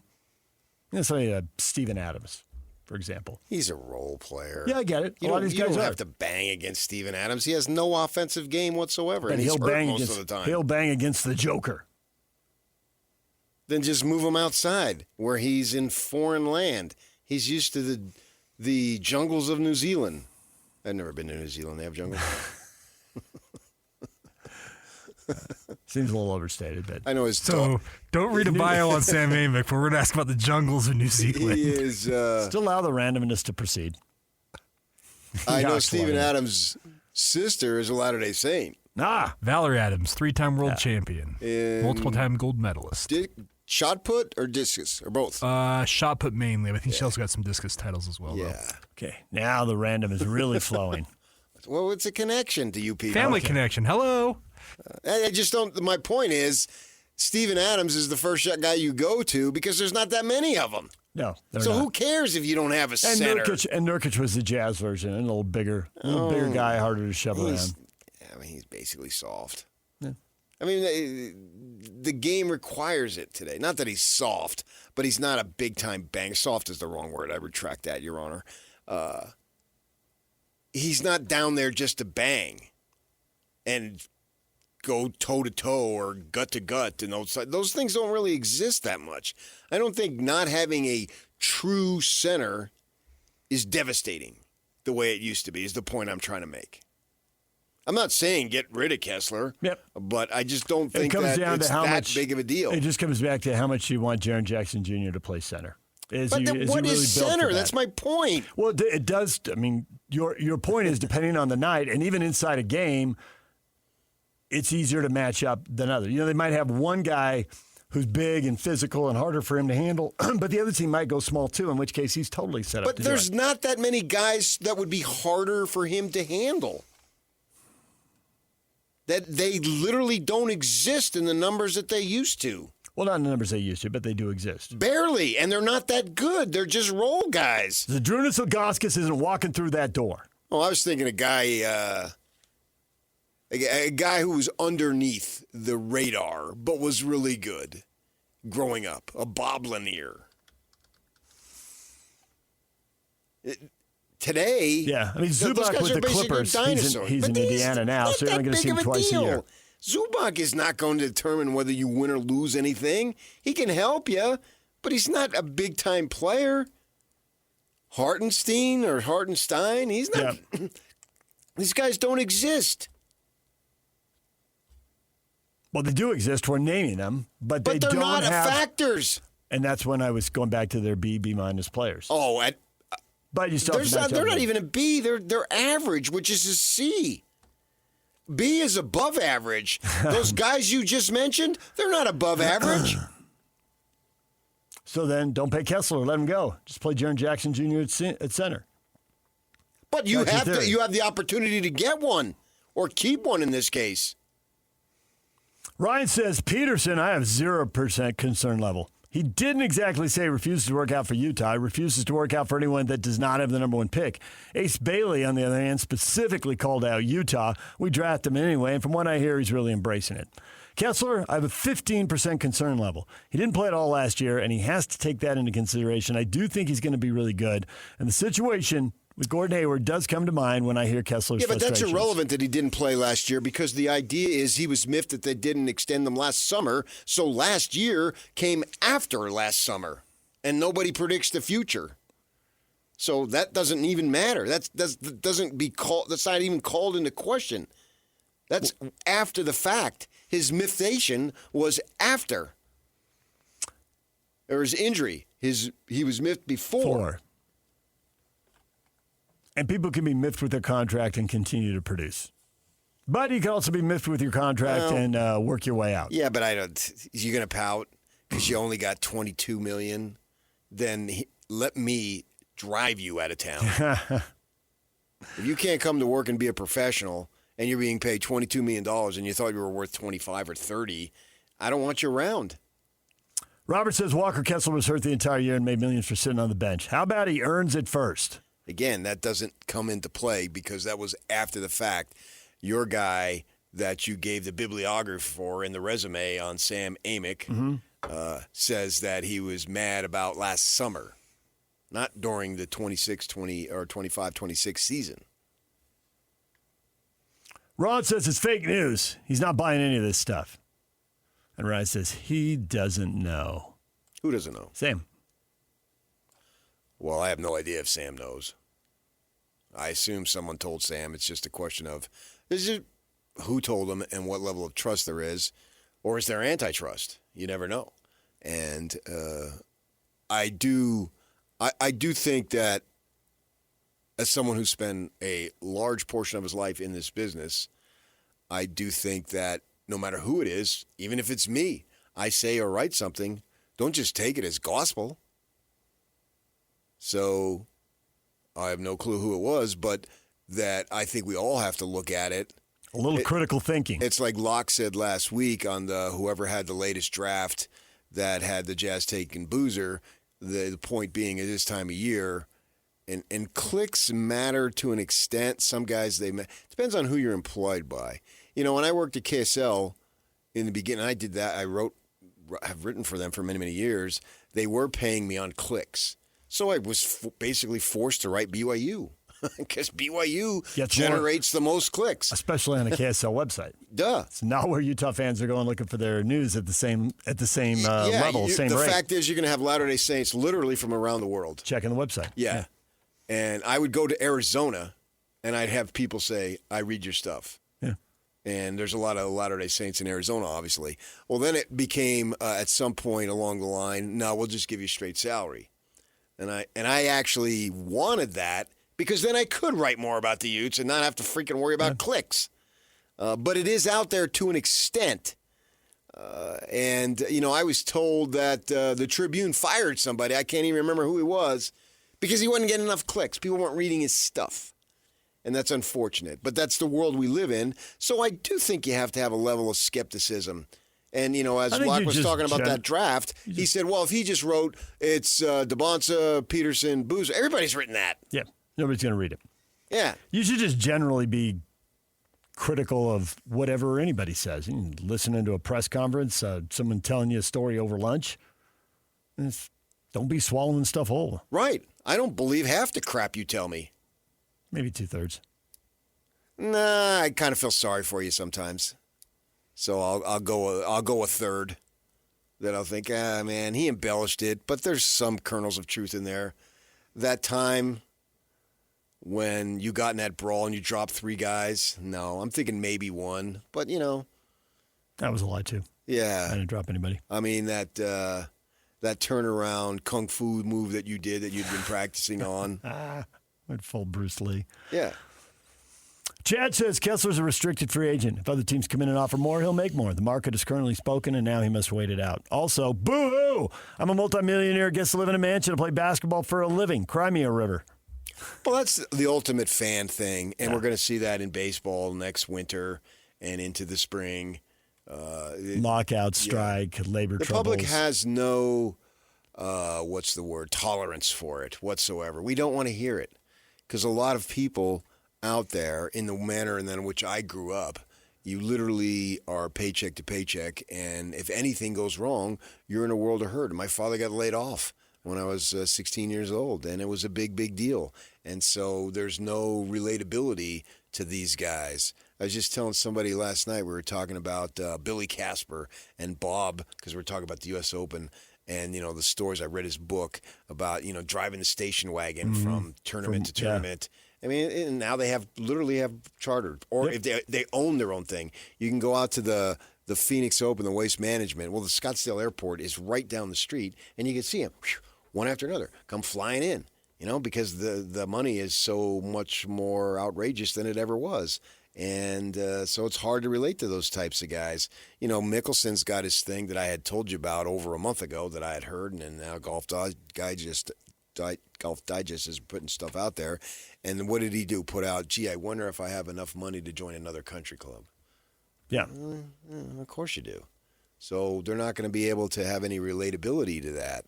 But at the same time, Hayward sort of pouted behind the scenes a little bit here. Yep. And couldn't wait to leave as an unrestricted agent and get a big offer, and he did, and he was gone.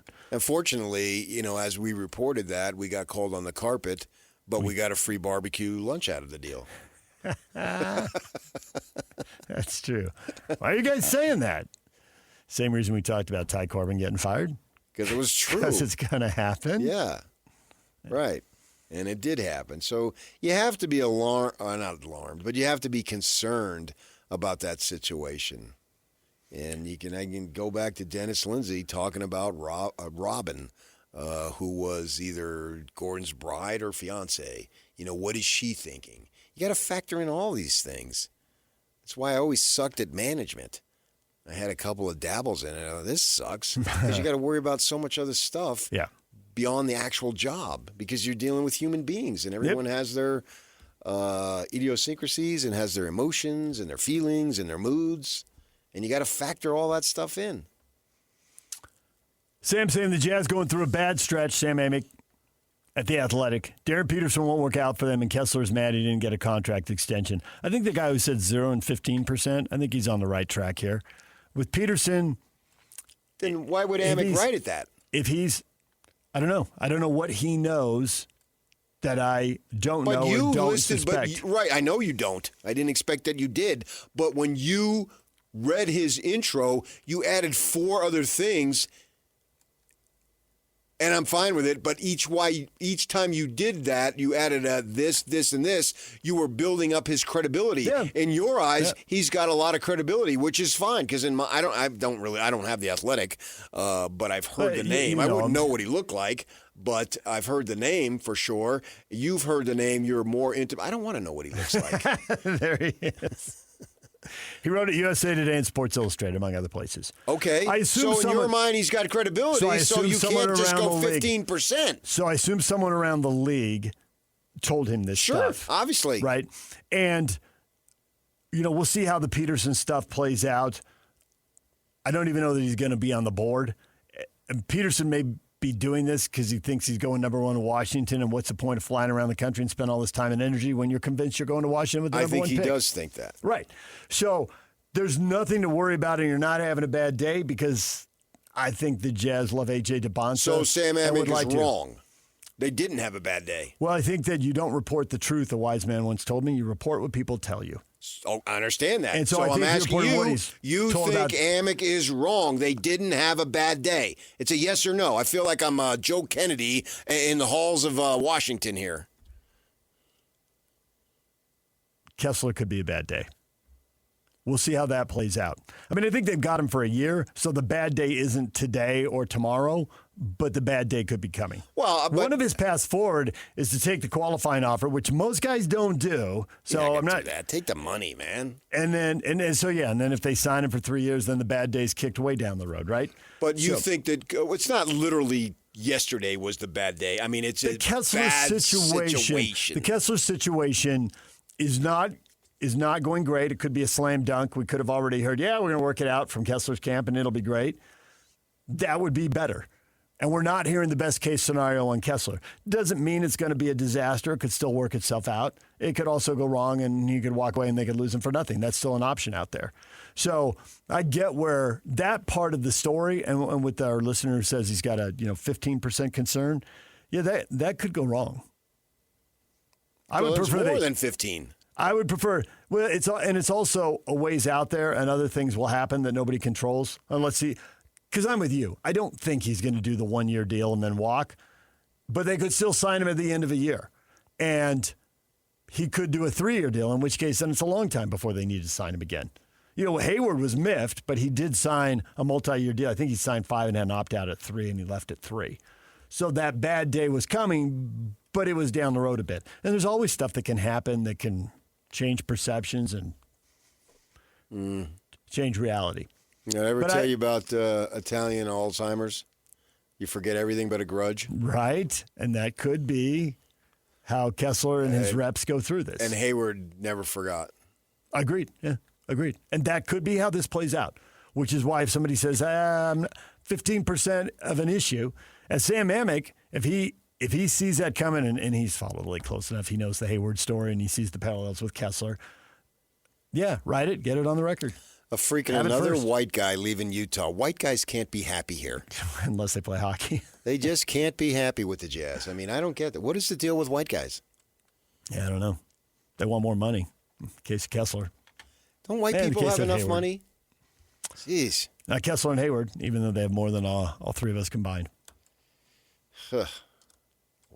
White guys. So what about you? You got zero concern about Peterson, but maybe a little bit about Kessler?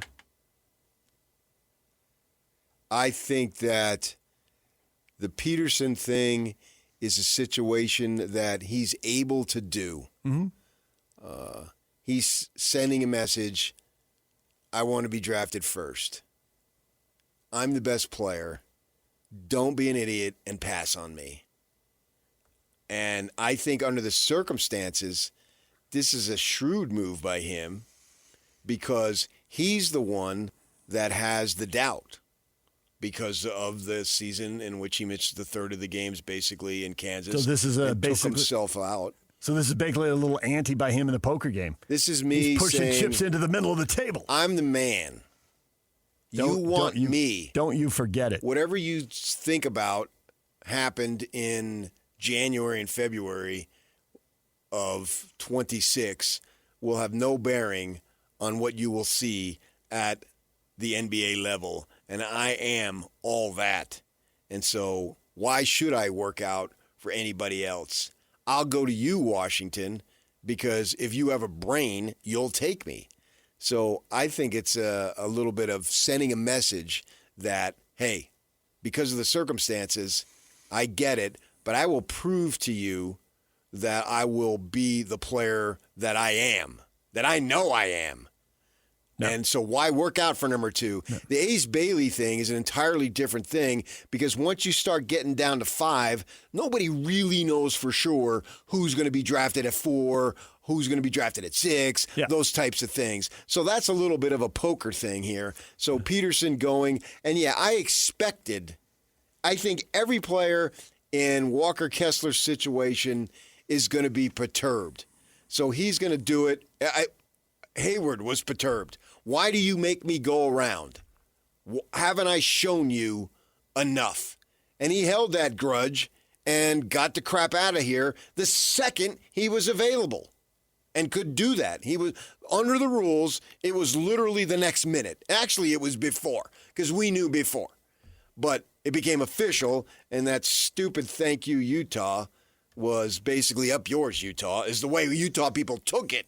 He could have the greatest intentions in the world, but nobody took it that way. No. That was just salt in the wound here. Right. Yeah. Well, you would go salt in the wound. I would say up yours, but that's the difference between you and me. And here, what are you laughing at, Yak? And You. I don't like being laughed at. Well, you're funny, and you were trying to get a laugh. So You I think love do. being laughed at. Yeah, let's I agree. be real. I agree. I laughed Doc. with. No, Not at. Laughed at your humor. The scars of the 6th grade just came rushing back. Was there salt in those wounds? Just to bring it full circle. There's salt in There the was wound now. vinegar and something else. Vinegar. I think I That'd just be a figured out bodily what fluid that we don't want to mention. Yes, I believe that was it. Yes. So I would expect Kessler. I would expect every player. In fact, if I'm Austin Ainge, I want that. Go prove me wrong. It's like Becky Hammond said, all right, when they talked to her this year, she made that statement 3 years ago. Go prove me wrong. It's not the last time I'm going to be wrong. There it is. And Jalen Brunson, not that he was, this is for you, Becky. I don't think that was his motivation. But she made a statement, and then they came back to her 3 years later, and go prove me wrong. Here you go, Walker. Go prove us wrong. Meanwhile, you'll be getting a big fat check, and then you ball out for the next 3 years. You'll get even a bigger, fatter check. All true. Yeah. So the question then is, he can be perturbed, but is it going to turn into some long-term grudge that impacts future decisions? If he's a fool, yes.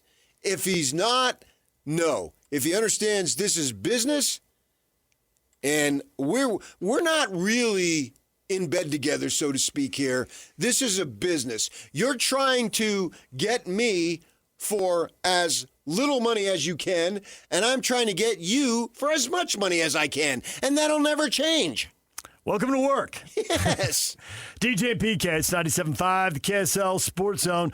Coming up top of the hour, Mark Harlan, University of Utah Athletic Director, on the deal with Otro Capital. Stay with us. 3, 2, 1. This is Scotty G and Coach Tim LeComb. Joining us now, he is the athletic director of Brigham Young University, Brian Santiago. A.J. DeBonsa comes in, and what a big get it was for BYU. But did that exceed your expectations, not just on the court, but how he embraced the community and the community embraced him? A.J. is remarkable from day one, all in for BYU. The one thing about this draft is I hope in the worst way he goes number one, because I know that's his dream. I know that he's put in so much to put himself in a position to be the number one pick in the draft. One thing that I do have a lot of confidence in, and Danny Ainge, he's the best in the business, so is Austin. They got it. They'll figure it out, and they'll do what's right for that franchise. It's going to be super interesting to see how it works out. I'm one that's pulling hard for him to be the number one pick, even though I'd love if he ended up in Utah. Catch Scotty G and Coach weekdays from 10 to 2. Presented by Mountain Land Supply on 97.5, the KSL Sports Zone. It's time for the U.S. Open giveaway. Let's get a qualifier right now. Caller 12-801-575-ZONE. You'll be signed either one of the top 25 players in the world, or you'll get the field.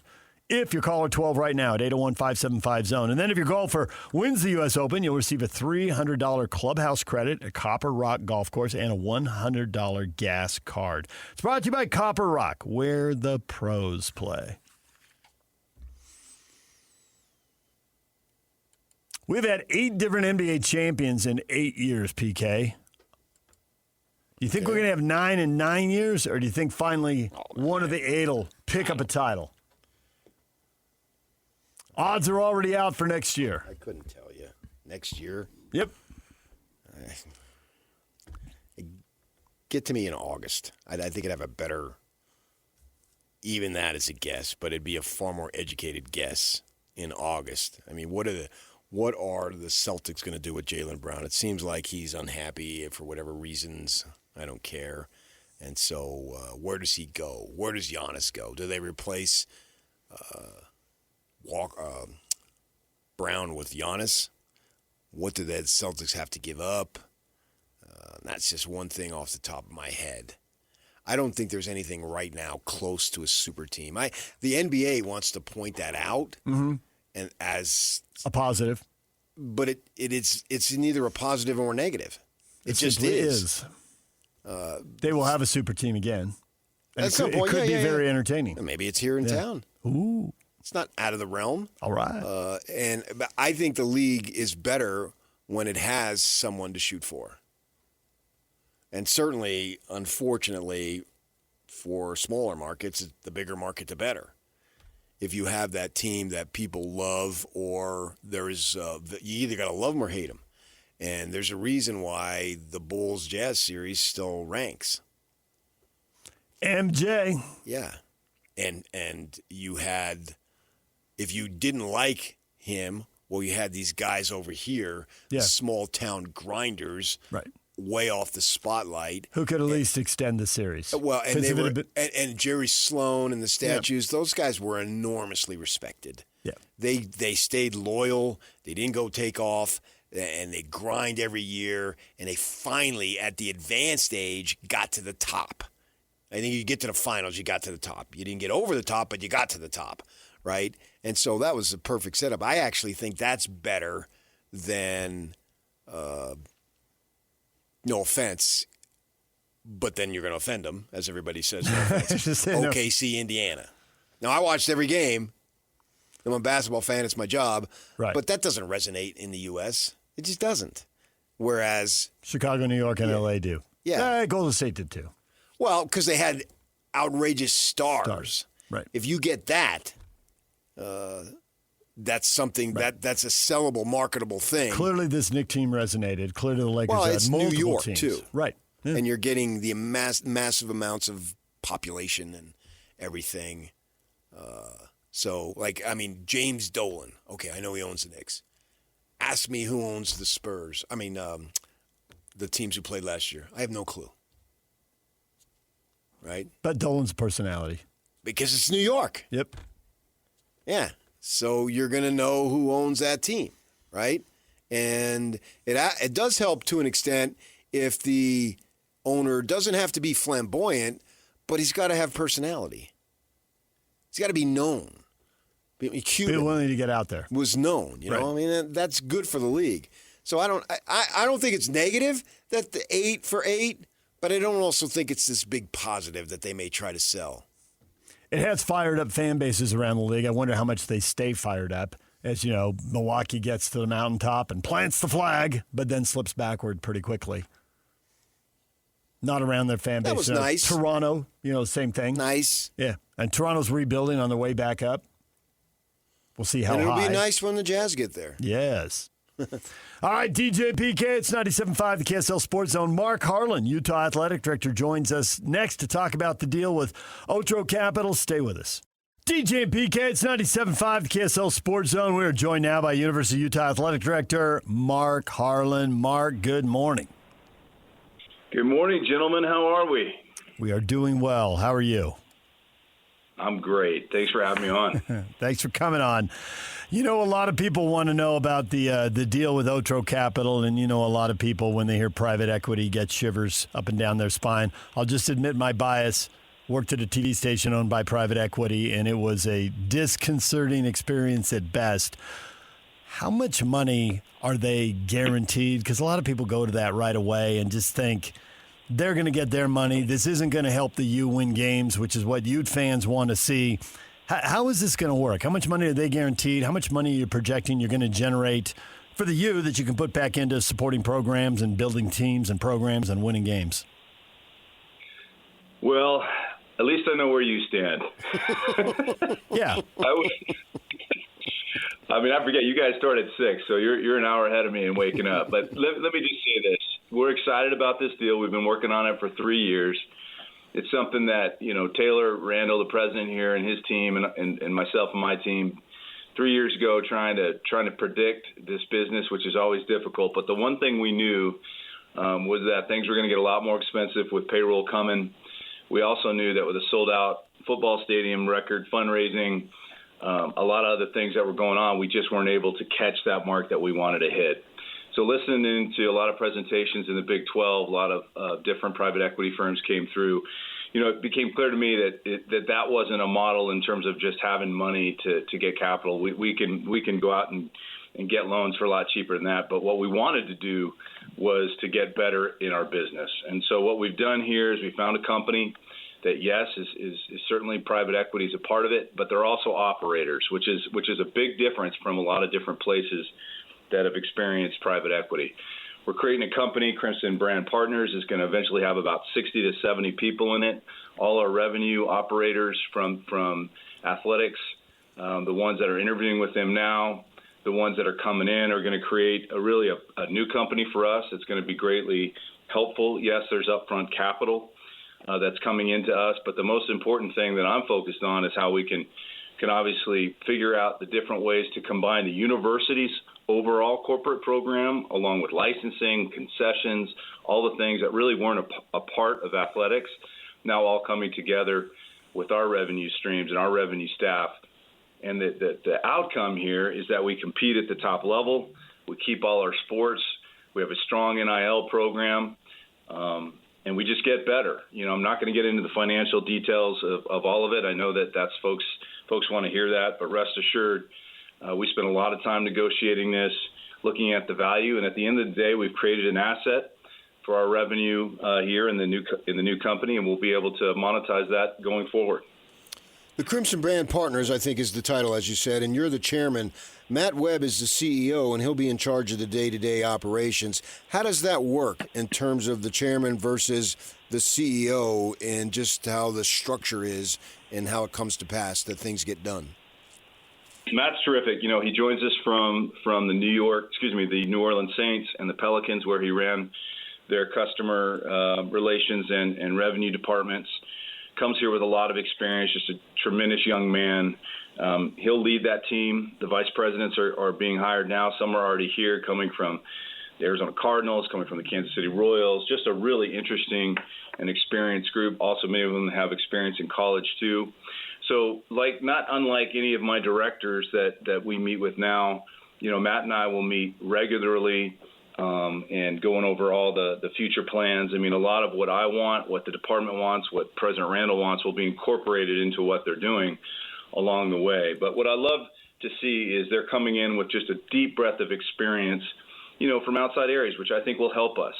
And they're going to be able to really, I think the big thing here is just combining all the assets of the university into packages for corporate donors going forward. And I think that's something that corporate partners have really wanted. So in terms of how it works, if there is a conflict, and I don't anticipate there will be, let's say there's a sponsor that we don't want to work with for whatever reason, obviously university has governance rights over the situation, and we would manage that if it gets to the board level. But he and I will work very closely together. What are these other assets around the university that you want to combine with? How would average fans see that when they come to the campus on a game day? How would that have an impact? What would they see and notice? I think, each company is going to be able to want different things. But the one thing that we just haven't been able to do, and this is really probably at many campuses, is there's a lot of parts of this university. When this university's on a full school day, I think we're one of the biggest cities in outside of Salt Lake. When we are all here together, there's so much happening here, and the depth and breadth that corporate partnerships want to have and corporate partners want to have is what they're going to be creating. So, yes, signs and radio ads and all the great things that you get in athletic sponsorship can be deepened by other opportunities at the university. So that's what we're looking to create going forward. President Randall has been great in looking at that path, and I think that's something that's going to be really helpful. As far as the fans, obviously what we want to do is improve the experiences too. I mean, we've got a basketball arena that's obviously being addressed. We're looking at different opportunities on that going forward, but we want to be great in the way we present the show, the entertainment part of it. I thought we made some strides when we got into conference last year, but some of these folks are coming in that have been a big part of those kind of shows going forward. So we want to really add more for the fans. In terms of, prices, I know people go right up and say everything's going to be more expensive. Well, obviously football tickets have gone up every year, for a long time here. We always have to be really smart about that. We've got to be careful with the market. We had another 95+% renewal in football, and we can't take that for granted. We have to always continue to treat our fans in the best possible way. So we'll be very communicative about this. DJ, I would say in your opening comments about private equity, I agree. The first reaction is not a good one. So it's going to be our responsibility to really get these guys out and about and talk about what they're planning on doing. So much about it is NIL. Your former coach said it as it was just getting started. We're going to see a time where top 25 mirrors the NIL, and many coaches have just added to that, and it's obvious it's so important. How does this affect and help NIL? Well, that's a big part of it. Thanks for the question. I mean, first of all, they're going to take over the funding of our rev share. That's part of their responsibility. Now the money will come here and we'll distribute it the way I see fit, our GM see fit, and our coaches see fit. But the other piece of that, they will have an NIL staff members in the part of the organization of Crimson Brand Partners. And my expectation, and something we've talked a lot about, is our student athletes appear in these deals and they're authentic, and allows us to get more branding of our athletes, across the city and the valley in general, perhaps the state. So that's something that we really want to do. These guys are experts in this. They've worked with a lot of NFL and NBA players and helping them with different deals. So we're working with a group that spent a lot more time in the pro space. So I think that they're going to really help us in a lot of different ways. We've had massive improvements this last year in our structure of NIL and the things we've been able to do, and I think this is only going to add, more to that going forward. As far as structure, I had a manager tell me once, you're talking about sales staff and adding people and subtracting people, all that, and he said, it can never be big enough. He said there's 25,000 licensed businesses just in Salt Lake County. None of the surrounding counties, just Salt Lake County. He says, and you get sales staffs in the media, and you could have 6, 8, a dozen people on a team. 20 would be huge. And he said, even if they're knocking on 3 doors a day, which is an unsustainable pace, 60 in a month, like you can't knock on all these doors. How big, as you bring in another company, how big are they? How many doors can they help you knock on? Because it does seem like there's a lot of business out there, but there's only so many hours in a day to try and contact all these people and connect them to your product. Well, I think one of the things that we have to do a better job at is getting deeper relationships with these sponsors. Sometimes it's not so much about the quantity of doors you knock on, but the quality of the doors that open. Yeah. And what kind of sponsor do you want to have? It doesn't. I don't want to say less means more, but in the case of corporate partnerships, sometimes it can be that way. And I think now we're going to open up the available assets in a different and more profound way. That I think it gives us a better chance. And certainly, as you look at our friends, down with Ryan's team down there, I mean, they've got some They don't have a ton of sponsors, but they have a lot of quality sponsors, and that's something that we're really aiming to do. High level, deep partners that are invested in the program, and a win-win relationship for each. And I think we've got a lot of those here, and many of them we're really, really proud of. I just think we need to do more, and I think that this system allows us to do that. Talk of guys in the reduction of workforce, and when I say guys, it's gender neutral, obviously. I'm just wondering how many positions do you think are going to be eliminated from existing employees? So we moved, about 16 of these positions that are currently in the athletic department. Those positions are moving into Crimson Brand Partners because those are our revenue producers. Those are our brand enhancers. Those are the folks that are involved with some type of revenue generation outside of philanthropy. Philanthropy will stay with the athletic department.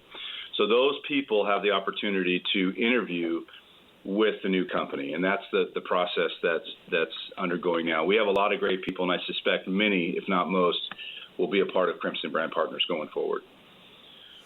Do you think other schools are going to do this? Because certainly one of the hits the U has taken here is they're doing it. It's because they're desperate. Nobody else is doing this. It isn't a great idea. Blah blah blah. You know the deal. Are other schools? I don't agree. I don't agree with that.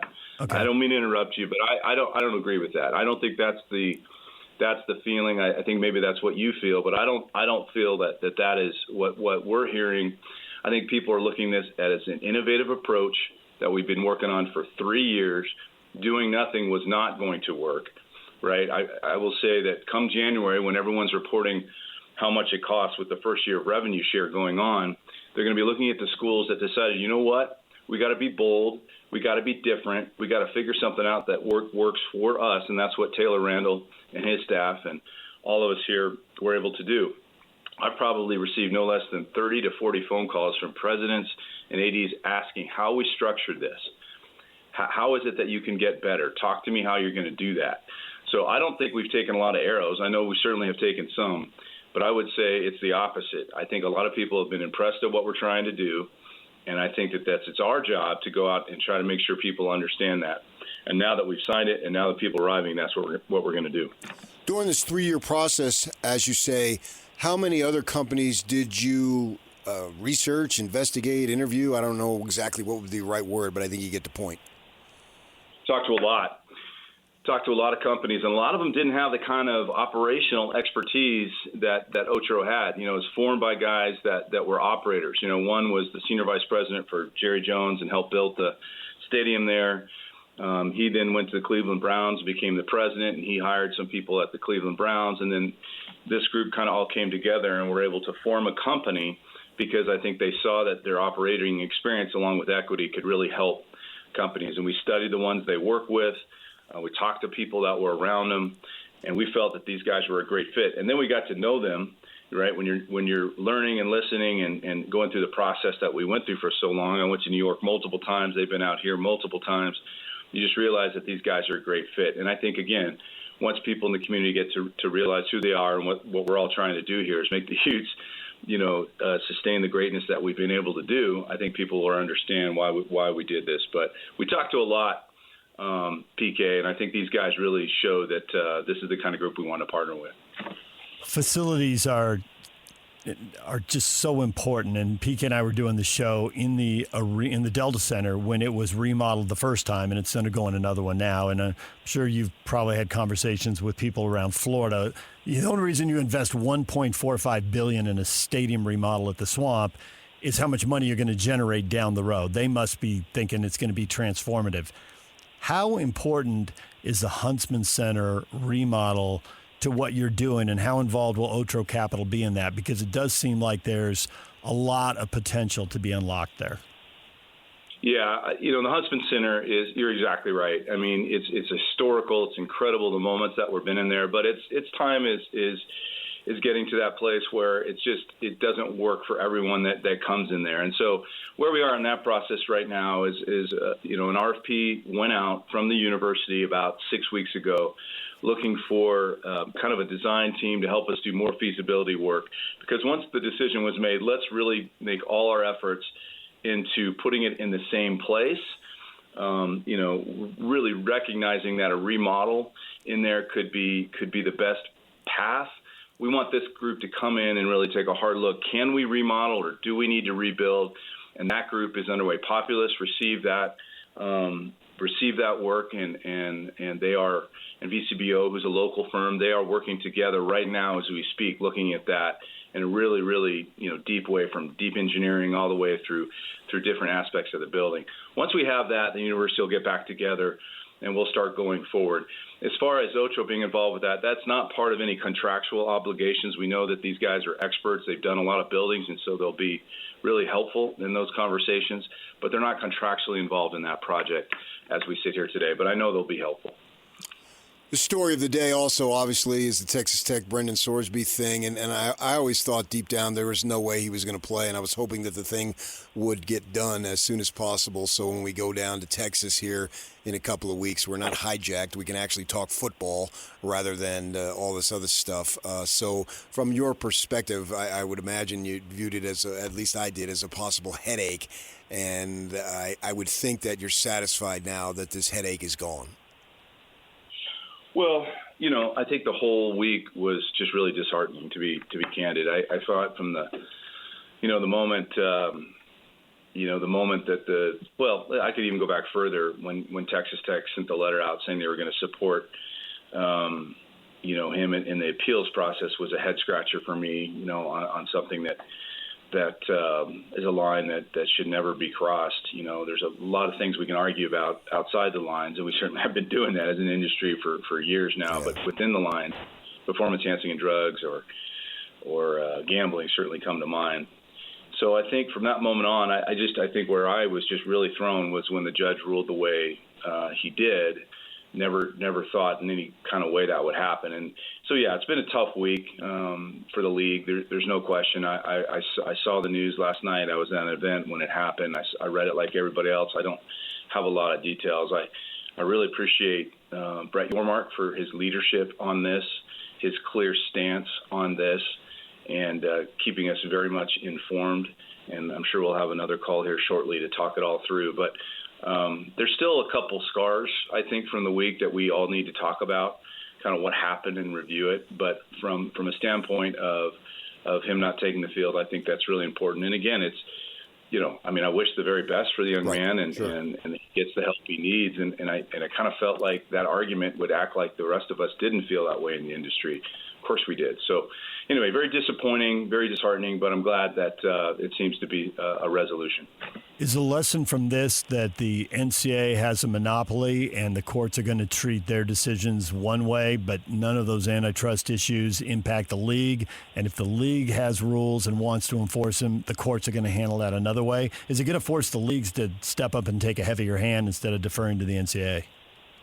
It's really an interesting point, something I was thinking about last night. Obviously I was really we all saw the lawsuit that dropped against the Texas AG yesterday morning. Brilliantly written in a lot of different ways. Don't know if that led to what happened yesterday, but one can perhaps assume, but I don't know. But the one thing that has been interesting is, for the most part, the NCAA has been winning the court cases when we talk about eligibility. Now, not everyone. There's been some high profile in the Pavia case and certainly the Sorsby case, but there's a lot you don't hear about that the NCAA has been winning. So that one was a shocker. I think they lost another one last week where the judge cited the Sorsby case. So there was damage in this, But yeah, the courts have always kind of claimed that, outside of in your conference, you could, have some antitrust protection and you can enforce the rules. So that's something to learn from. Whether that's something that carries forward, we'll have to wait and see. Lastly, the other thing is monumental week, right? Thursday's the markup of the State of College Sports Act in the Senate. We'll see where that goes, and if it does pass the Senate, that'll be a big deal. And if it gets to the House, there'll be adjustments. But we've got some big moments ahead in terms of where this thing is all going in the next month or so. And if it does not go through now, we can all assume that Washington, D.C. will not be leaning in for many, many years to come if it doesn't pass now. Well, Mark, we appreciate the time this morning. Thanks for joining us. I know a lot of Ute fans are curious where this is going, so thanks for coming out and talking to them.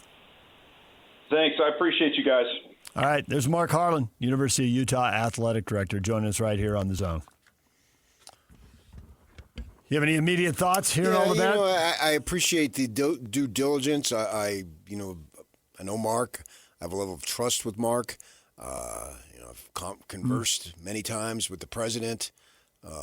These are smart guys, I think, and I know Mark's taken a few shots. I understand that along the way, no doubt about it. It's a high-profile position, and plus you factor in emotion of the scoreboard, and people make mistakes. But I like the fact that it's been researched for 3 years.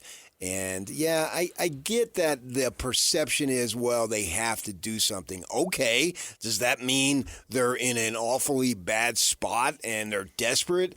I'm not sure that I'm willing to go there. But at the same time, with these private equity firms, and you speak to it having been involved in it, with the television situation, and I know that the newspaper situation with the Tribune when the McCarthys were running it, and it was family owned, and I met with Tom virtually every day when I was in the slot, which is the guy who's designing the sports section. There was a level of trust there that was as good as anything that I'd ever had in the business in my 23 years of daily newspapers, because I'm speaking to the man who owns the thing, and he took a personal interest. He was the first one who met me when I came to town. And that meant a lot to me that the family owned it. And anytime I see him around town, I make sure I say hello, and I enjoyed working with him. And then we know what happened. And then you basically had, I don't know if it was literally a private equity, but that's the way it felt. And it was all sorts of chaos upon the employees. So I understand exactly where you're coming from. You had it directly, and you can speak to it. We sort of had it there, and it was in flux. And, of course, the industry was going to take a hit later on anyway. We didn't know that to the extent.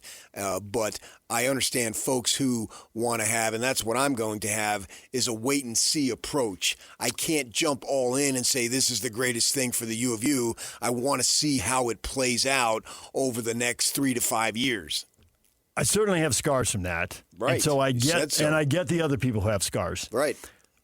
But I think the point Mark made that should give people hope if they don't want to. I mean, if you want to just go bang your head against the wall, go bang your head against the wall. And then maybe how it plays out, who the heck knows. But the point he made that I think should give people a little hope is after, the 3 years and talking all the groups and finding a group where it's people who, whether it's the Saints or the Cowboys, whoever, like they have expertise in this area. And they've had successes in other markets.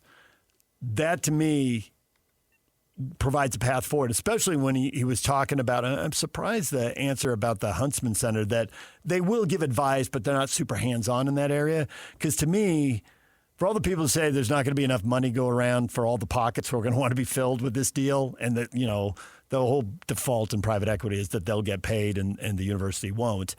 But there is a lot of value to unlock, which means a lot of money to unlock, in redoing the Huntsman Center.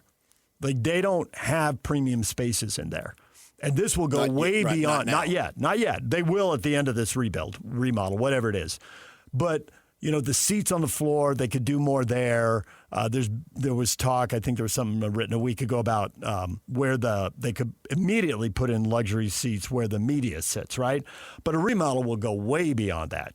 20, 30, 40, 50 boxes. What will they decide to do? What will the market bear? They got to figure all that out. But there could be a lot of money. I mean, that was a gigantic amount of money that got unlocked in the Delta Center when the Millers redid it when we were in there. Now, this is Ryan Smith doing it again because of hockey, and there's more money to be unlocked there. And what the Millers did was so successful that when they bought the soccer team and haven't been around that stadium, I thought, well, they could do this, they could do that. They jumped right into it, PK.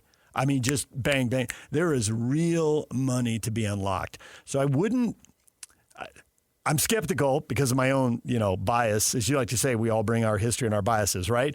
So there is a level of skepticism I have because of that. But I've also got this level where the facilities can mean so much. Chris Hill talked about the football stadium being a game changer when they redid that about 97, 98.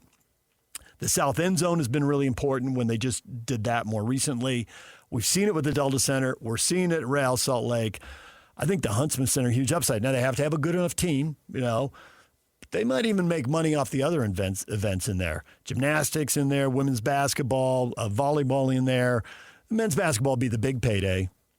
That's a huge opportunity. This could work. I don't think people should be like, it's private equity, there's no chance. Hey, it could go wrong.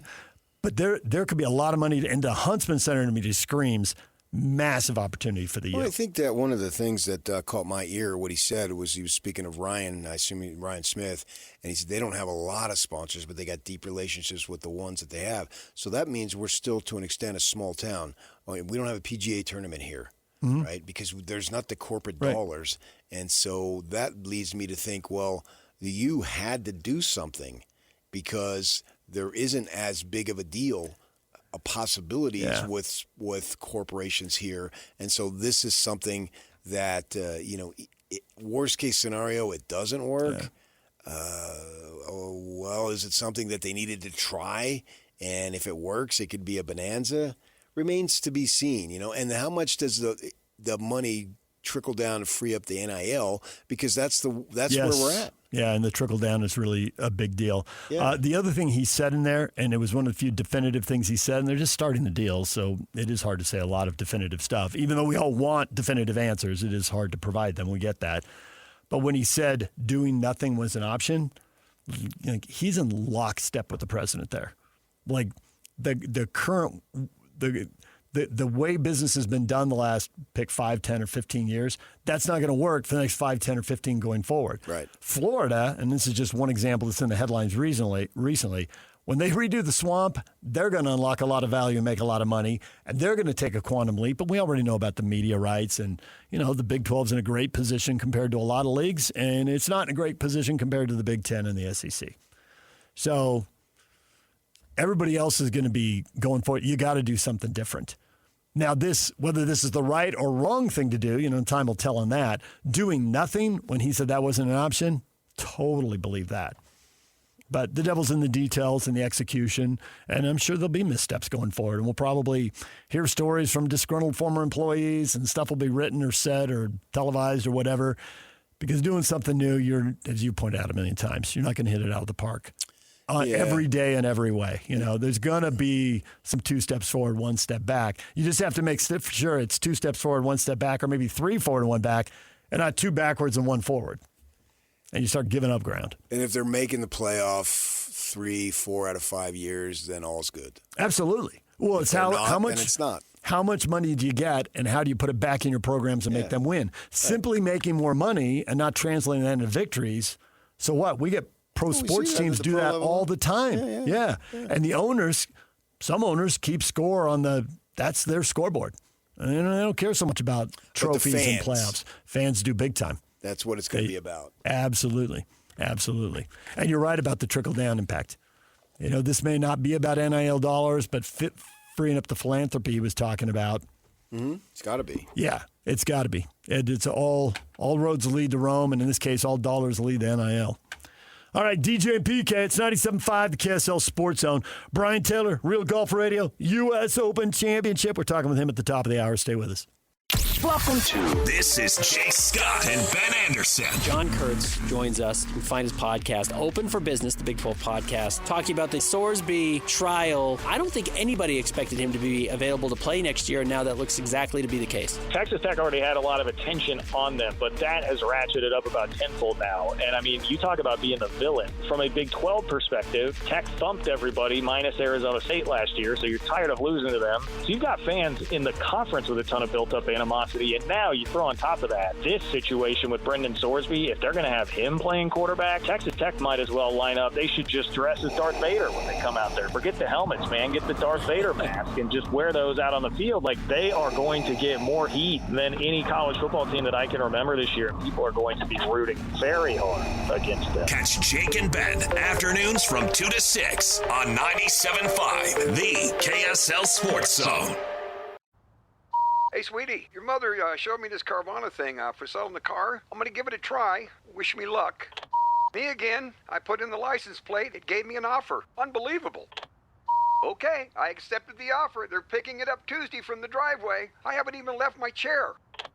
It's done. The car's gone. I'm holding a check. Anyway, Carvana, give it a whirl. Love ya. So good, you'll want to leave a voicemail about it. Sell your car today on Carvana. Pickup fees may apply. Time for another U.S. Open golf giveaway. Caller 12 right now, 801-575-ZONE will be assigned a golfer or the field in the U.S. Open Championship this week. If your golfer wins, you'll receive $300 in clubhouse credit, a Copper Rock golf course, and a $100 gas card. It's brought to you by Copper Rock, where the pros play. Just had Mark Harlan, Utah Athletic Director, on, talked about the Otro Capital deal at length, Huntsman Center remodel, all kinds of stuff. And you asked him at the end about Sorsby, and they had a couple follow-up questions on that. And he said, you do have to examine some stuff that happened this week. And that was a very politically deft way of handling some of the questions. It was balanced. Yeah. That, you can't talk too much out of school. He's the AD, and he's going to be in a room, so he's got to be careful. Other people aren't ADs, don't have to be careful at almost the same time. Actually, a little before that interview. John Wilner, a.k.a. The Hammer? Yes. Did he lower the boom? The Sorsby saga is, I think he said what Mark was saying, but he could say it more directly. Mark has to, be careful. He's got to walk the line. Yeah, he's got to walk the line. The Sorsby saga is over for the Big 12, John Wilner posts. But Texas Tech's actions won't soon be forgotten, examining the ash and rubble from a brutal week in West Texas. Well, I think that's true, yeah. I think that's what Mark was alluding to without saying it. They went all in to win games, and nothing was going to stop them, but in fact they were stopped.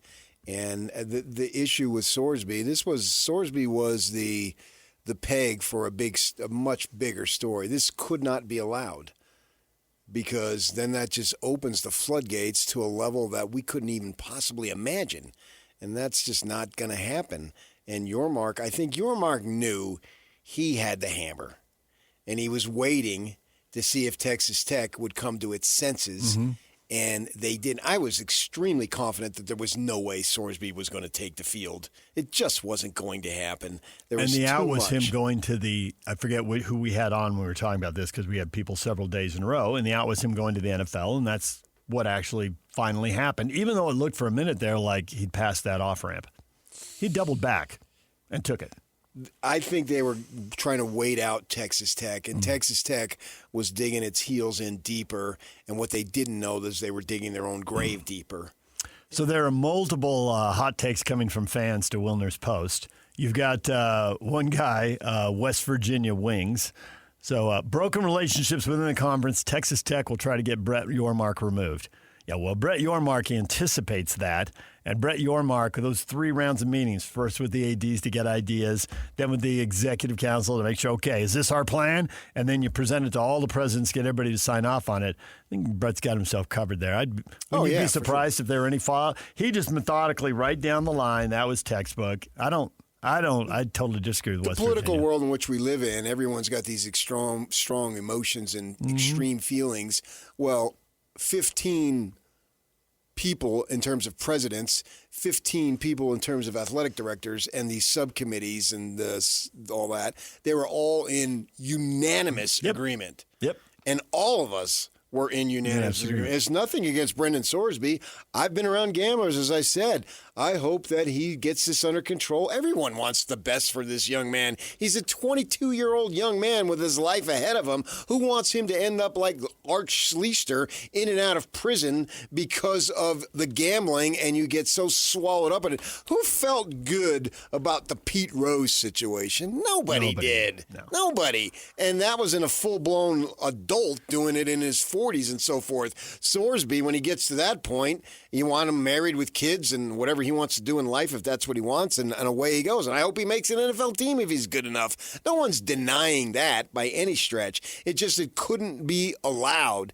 And I think the Hammer is right. This is a bad look on Texas Tech. They were willing to violate the most sacred rule of sports to win football games. And that's a bad look on you people. And you're not these benevolent people that you're trying to portray yourself to help this young man, because the only way to help this young man is by playing football, so he's here. No one was buying that. You were trying to win games. He gave you the best chance because perceived, who knows, Hammond can come back and he could light it up and he could be first team all Big 12 this year. He has the potential to be really good. So it may be something that was totally stupid anyway, but you were telling us we're trying to help him. You're trying to win games. That's what it did. And Cody Campbell, it's a bad look for Cody Campbell because he wanted to be a leader in reform, but he gave in to Texas Tech. That's where his loyalties lie. For the rest of his tenure as a spokesman, they self-appointed, by the way, that he will be viewed as, no, you're just trying to do what's in the best interest of Texas Tech so they can win games.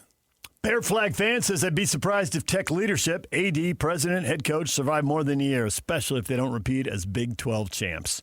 I could see some fallout where people move on. Relationships have been damaged. I'm totally with you on Cody Campbell. He didn't put Regents here, but he's the chair of the board of Regents. Yeah, like if that doesn't last very long, if people in Texas are like, well, this is a bad look.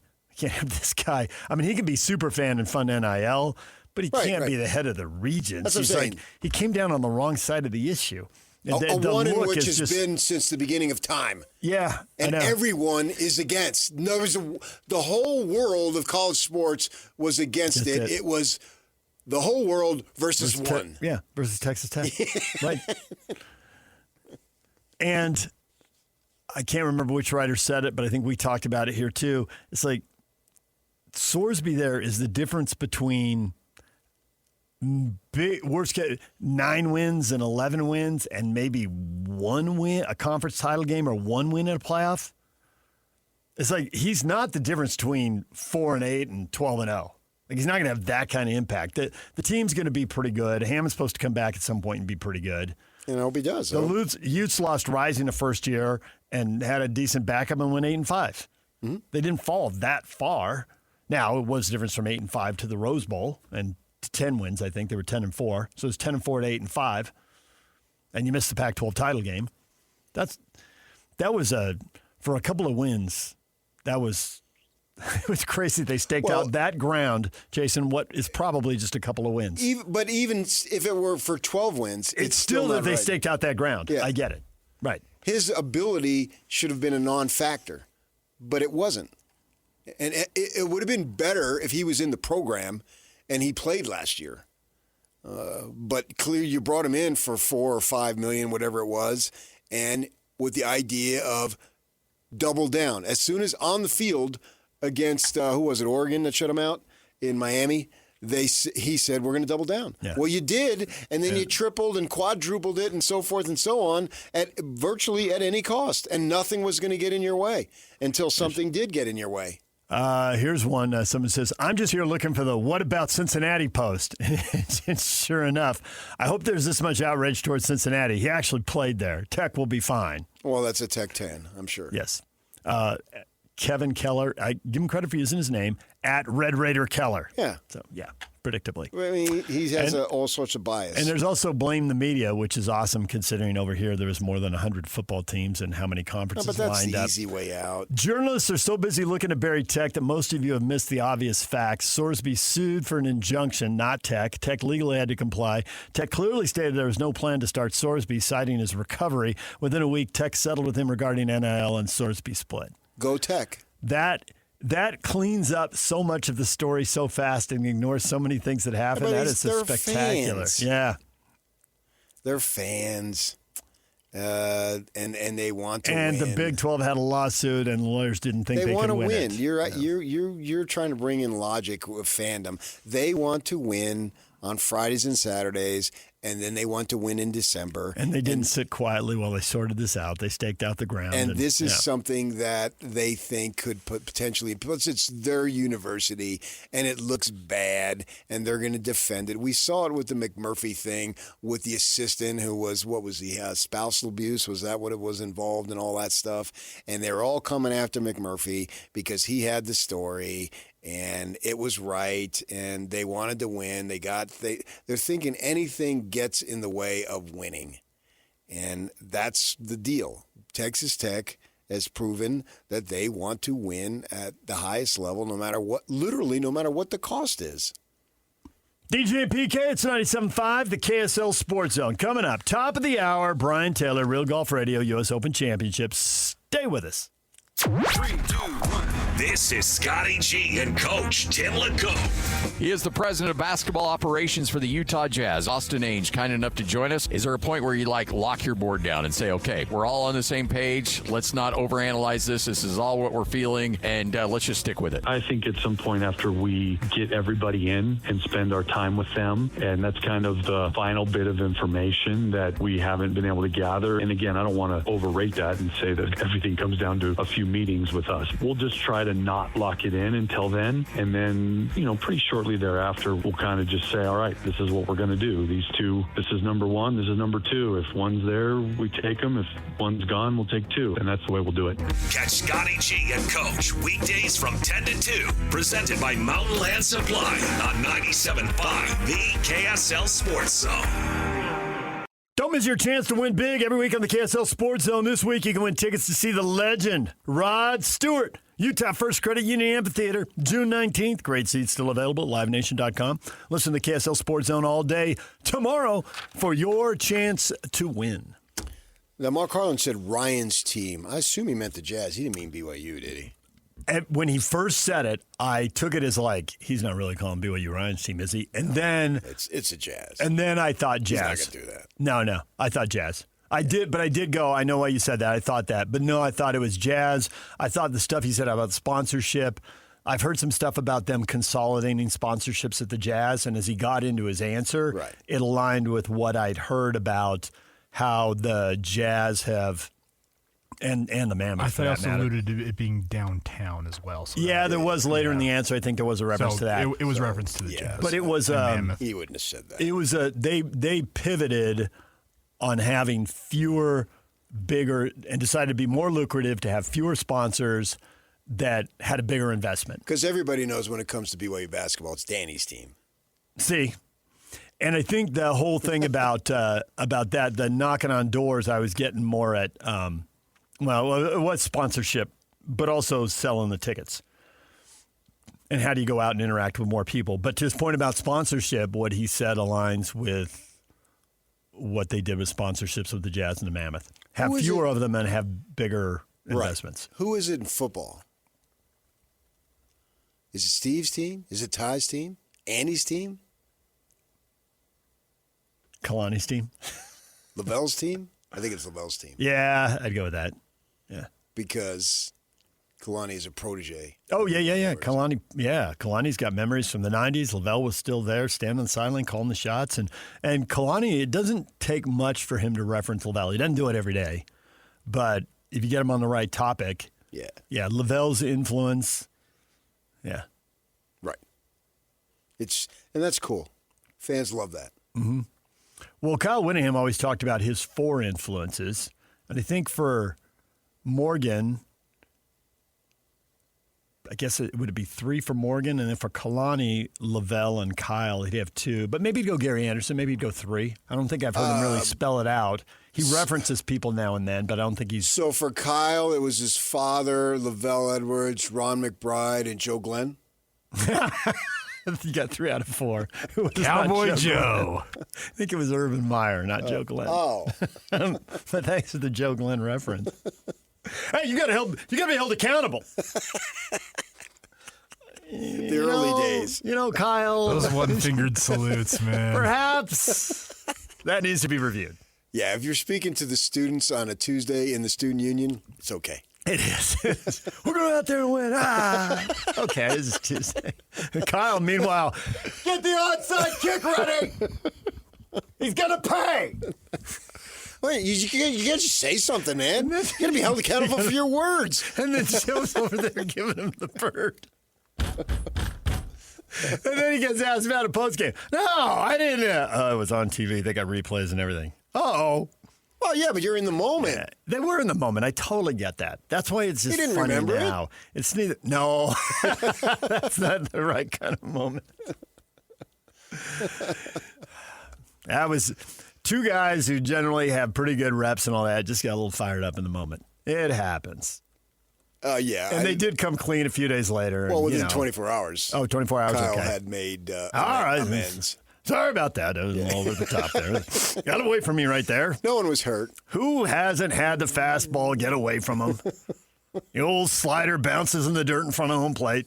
It happens every now and then. Yeah, that was funny. But I just wanted to make sure because I thought that there's no way he's going to take a cheap shot at BYU. Because actually, I think Mark Harlan has a fair amount of respect for BYU because when he came in, Utah was on top. Yeah. The other people fought, not that they didn't have respect for BYU, but the prior administrations across the board were the little brother because BYU was the king. And had to scrap and battle to get on top. Right. Yeah. And they got there.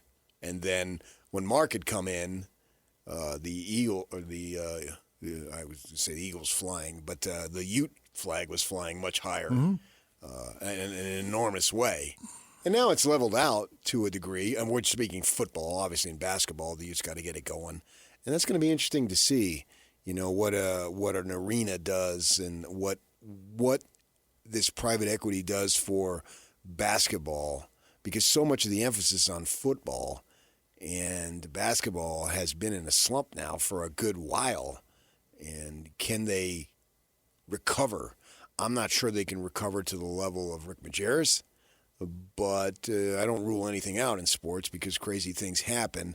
And I don't know that necessarily a new arena or a remodeled arena is the answer. I think the answer is NIL.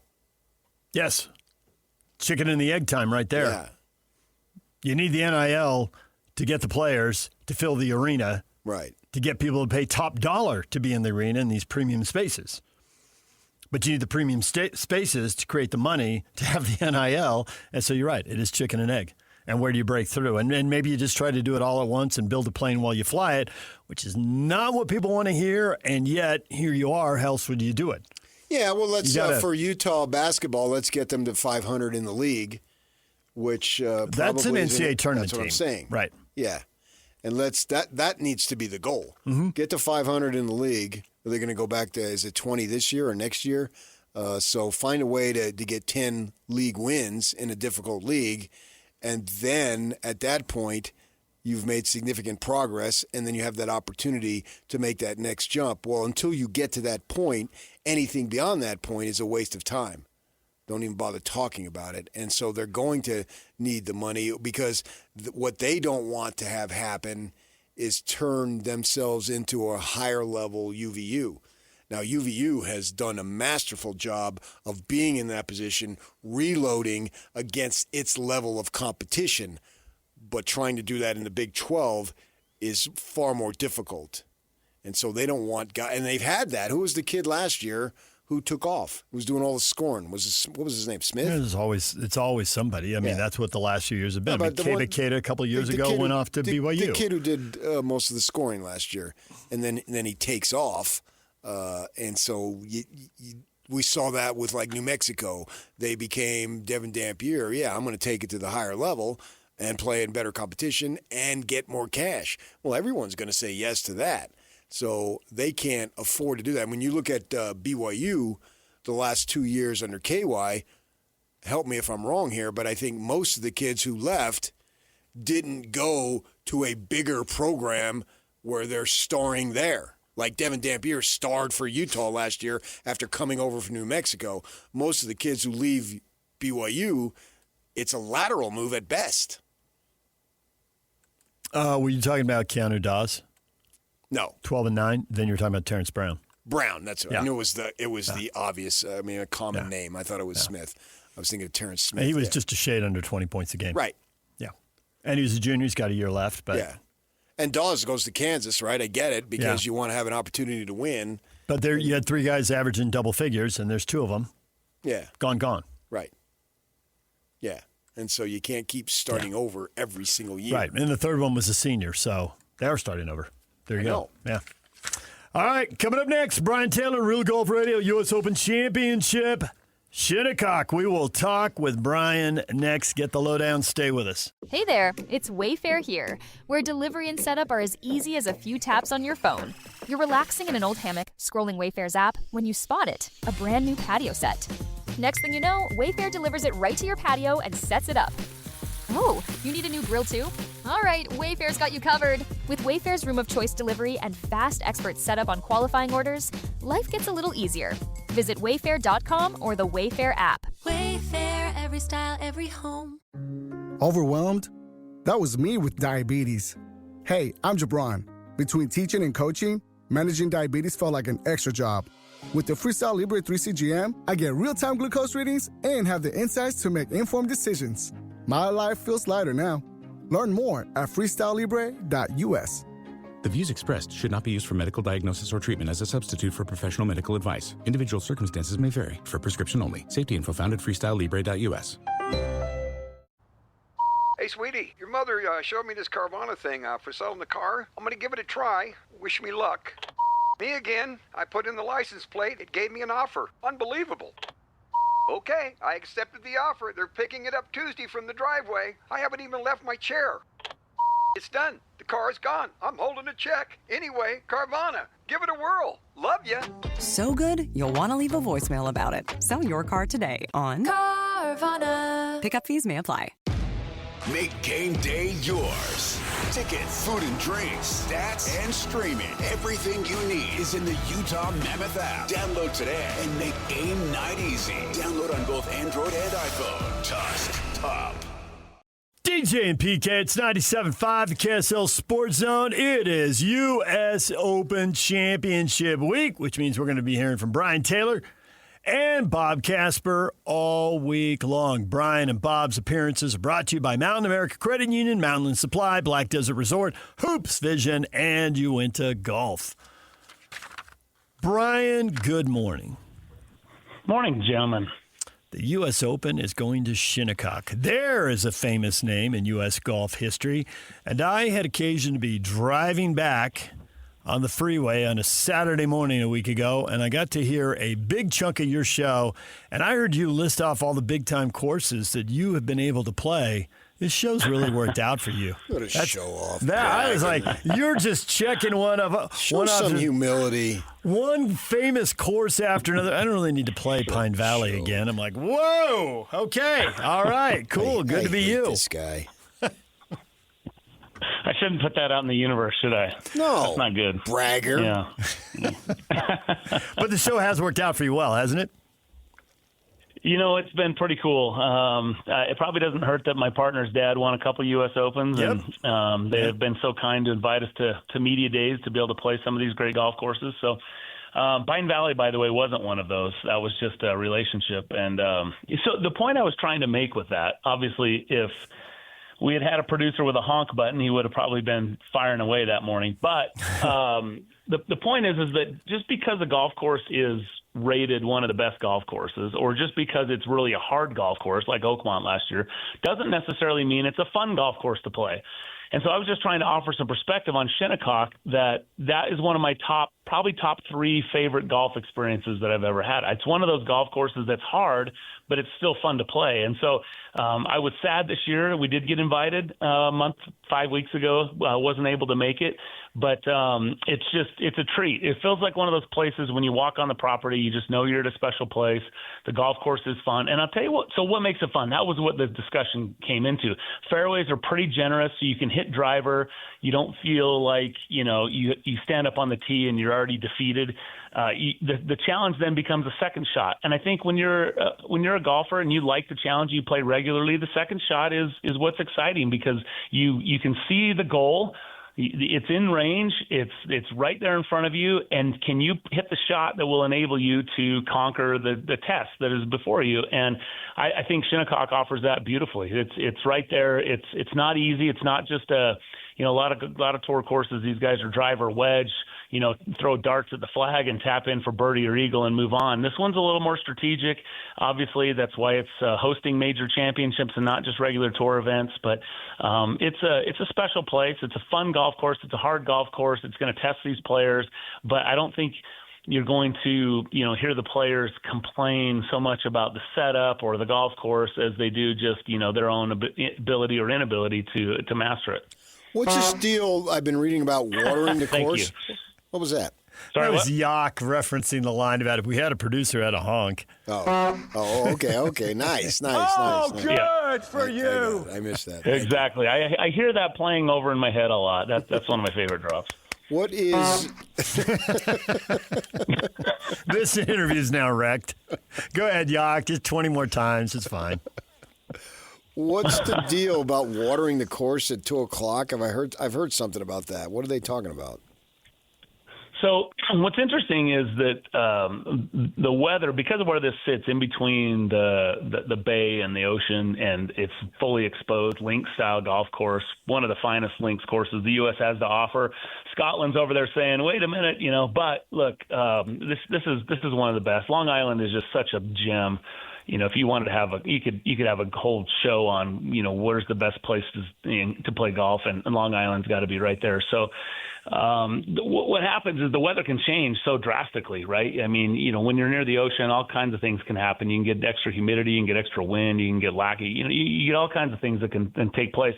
What happened, if you remember, 2004, when Retief Goosen won, they actually lost the golf course in some ways. Like they had to water the 7th green in between groups because balls couldn't stay. Yeah, you remember that? Yeah, that was weird. Look, the guys out controversial. There, literally a dude out there with a hose, just like Dad was yelling at him to go water the lawn. That's exactly right. Yeah. And Johnny Miller was on the radio or on the television. He was freaking out. Like this is something you don't do. But the golf course, I remember that year we were with Mike Weir. He's recent Masters champion. Go ahead, honk it. And he was on the putting green, and he took his bottle of water and he just poured it on the putting green, and it rolled off like he had sprayed, some sort of you just waxed it, ball. None of the water would seep into the putting green. It just rolled off, beaded and rolled off, and it just was really dry. And I think what they learned, the USGA made a shift that year. Although Phil Mickelson double hit a ball while it was rolling, even 10 years later when he played there, just because he was so frustrated with how fast the greens are, and some people complained about it. But what happens is, back to your original question, when the wind gets up and it blows, it changes throughout the day to where they could lose it. And of course, the USGA wants to keep this thing on a razor's edge. They want it to play as hard as it can possibly play within the setup, with the bounds of the setup of the architect. And so, given that they are pushing those limits, if the weather dictates it, they're going to put some water on it, in the afternoons, just to keep it to be, somewhat consistent from morning to afternoon. That's a little unusual, but I think that's the kind of, where this one sits. And you don't want to lose it. Gosh, watching Retief Goosen, I think he had 11 putts on the back nine on Sunday. It was unbelievable. Phil Mickelson and Fred Funk were also, I think, a group ahead of Retief. And it was, so you look at that, like Retief Goosen, not a bomber, but just a great ball striker straight, not necessarily known for a great putter, but he had a week. Phil Mickelson, bomber. Fred Funk, straightest driver ever in tour. So you look at that, and so many different kinds of players can compete. You look at Tony Finau was in contention last time. Brooks Koepka won, both bombers. Tommy Fleetwood shot 63 on Sunday and lapped the field and came up to finish in the top 5 or 3 or 4 or whatever he ended up finishing. So again, different styles of players still have the opportunity. Corey Pavin won here, right? Again, kind of more of a Tommy Fleetwood, Fred Funk type of player. And so I think it's just cool. It's a cool golf course. And hopefully the conditions aren't the story, and it's the play of the eventual champion. One thing I love about your show is I love the caddy. Sometimes he comes on and just tells great stories and really takes you behind the scenes. And other times, and it was this case, he really gives you real insight. And I thought it was really interesting when he said the greens are just they're a fraud, they're a lie. Don't trust your eyes and what you see on TV. When he said 50% of the green area doesn't hold the ball. The combination of the fast and how the slope, can be a false front or back or side. And it may, on TV, you may see the green, but the ball's not stopping there. And sometimes it's going to, even though you hit the green, it's going to roll it not into the first cut, but into the deep rough, from which it's borderline unplayable. That seems like a real problem. And I guess there's always the chance that they could mow it a little different and create a little more space and give the golfers a little more break. But the way the caddy was talking, it sounded like that's not going to happen. Yeah, I think what he was speaking to there is the relative, so you say, well, the pretty good-sized greens here at Shinnecock, which a lot of links greens are. It gives them different pin locations and that type of thing. Augusta's, famous for large greens. But what I've learned over the years in talking to players at the Masters is it's very, very rarely do they ever actually fire at a flagstick at Augusta. In order to get it close to Augusta, you got to hit in a different spot, let the slope take it to that place. There's really no way of just throwing a dart at Augusta. And I think that's pretty similar to what he's saying here.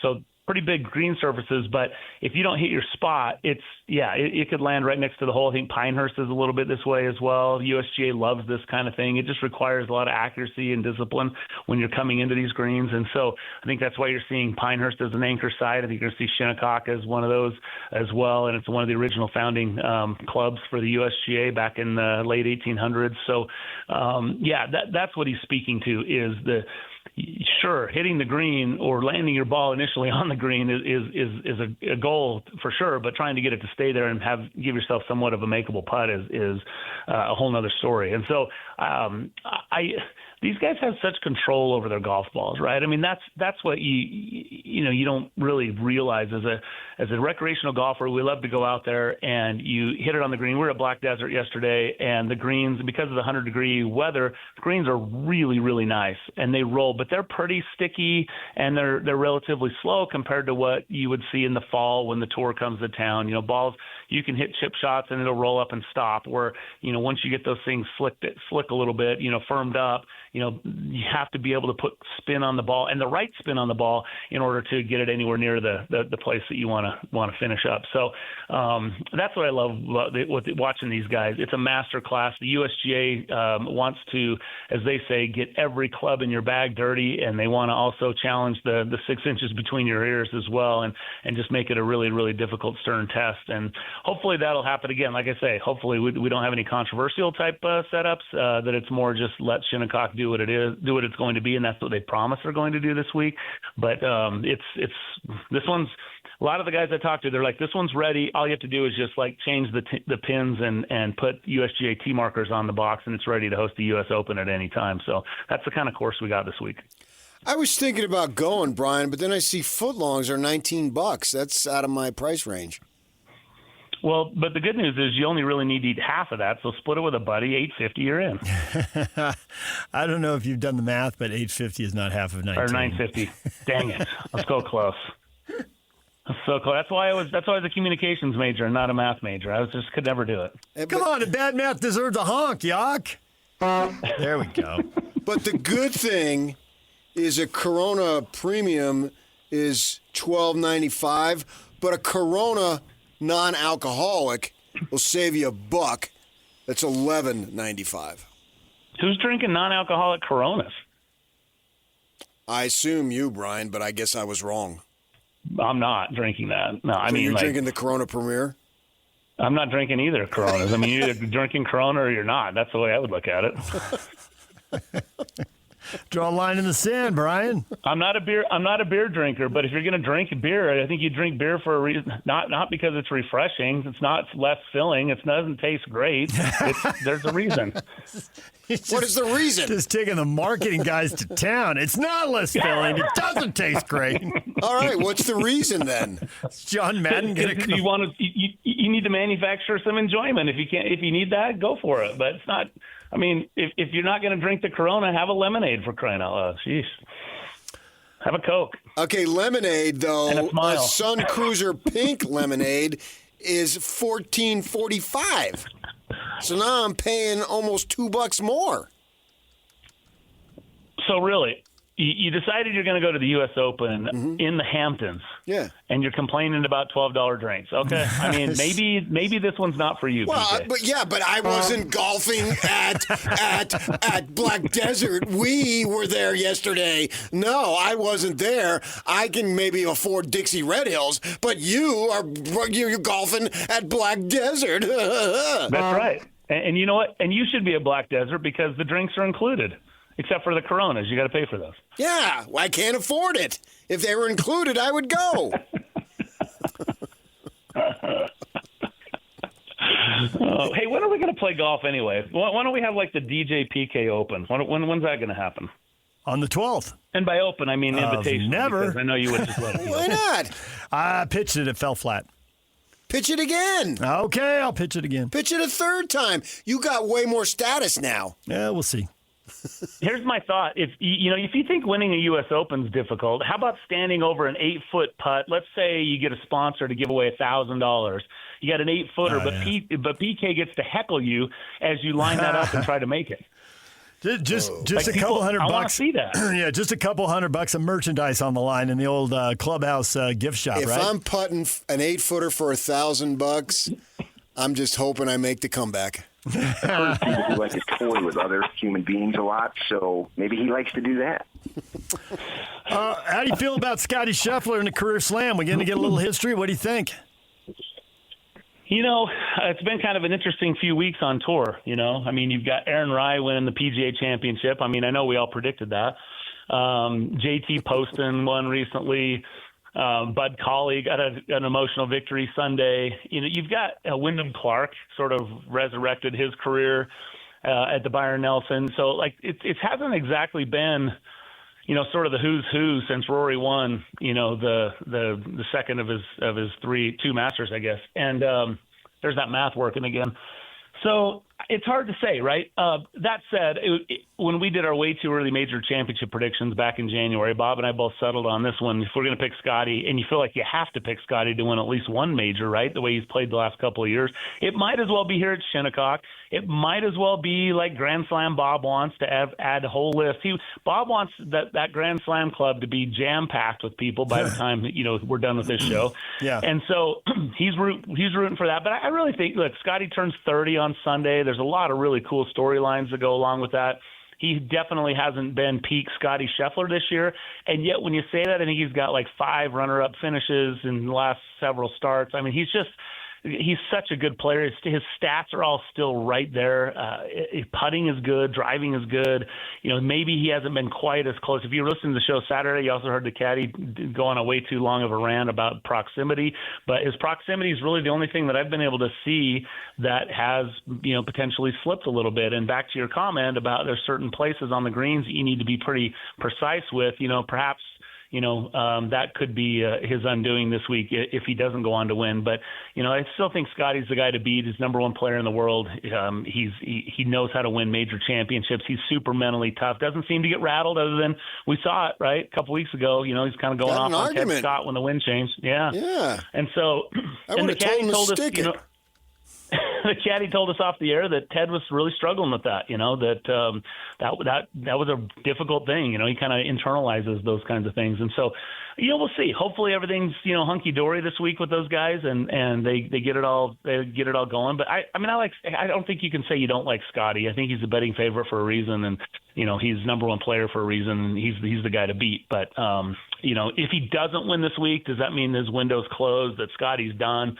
Far from it. But this is certainly a good opportunity for him this week. It'd be super historic. Certainly would. There's no question about that. Do you think there are others who are suited for this type of course with the potential weather conditions being a little windier? Yeah, I really liked Brooks Koepka. He was sort of trending, and then he gets the hand injury that he withdrew in the final round before the final round of the Canadian Open. So I don't really know. We fly out today, and we'll get out there on course tomorrow. So hopefully be able to see, if Brooks is there, what he's, how he's looking with the swing and that kind of thing. If he's happened to favor that at all, Shinnecock will expose that, so he's kind of up in the air on that one. I think Xander Schauffele is a guy that you got to keep an eye on. Xander is, he's top. He has 10 wins on tour. He's top 10 this year in the Players, the Masters, the PGA Championship, and then when you look at U.S. Opens, he's played in 9 of them, and he's had 7 top 10 finishes. He just is.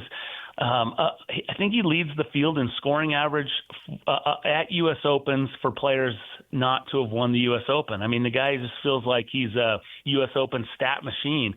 And yet, that doesn't get you a trophy, but it should factor into the conversation. So I like Xander. Rory, again, talk about history. Only 6 players have won the Masters and the U.S. Open in the same year, and the last to do that was Jordan Spieth back in 2015.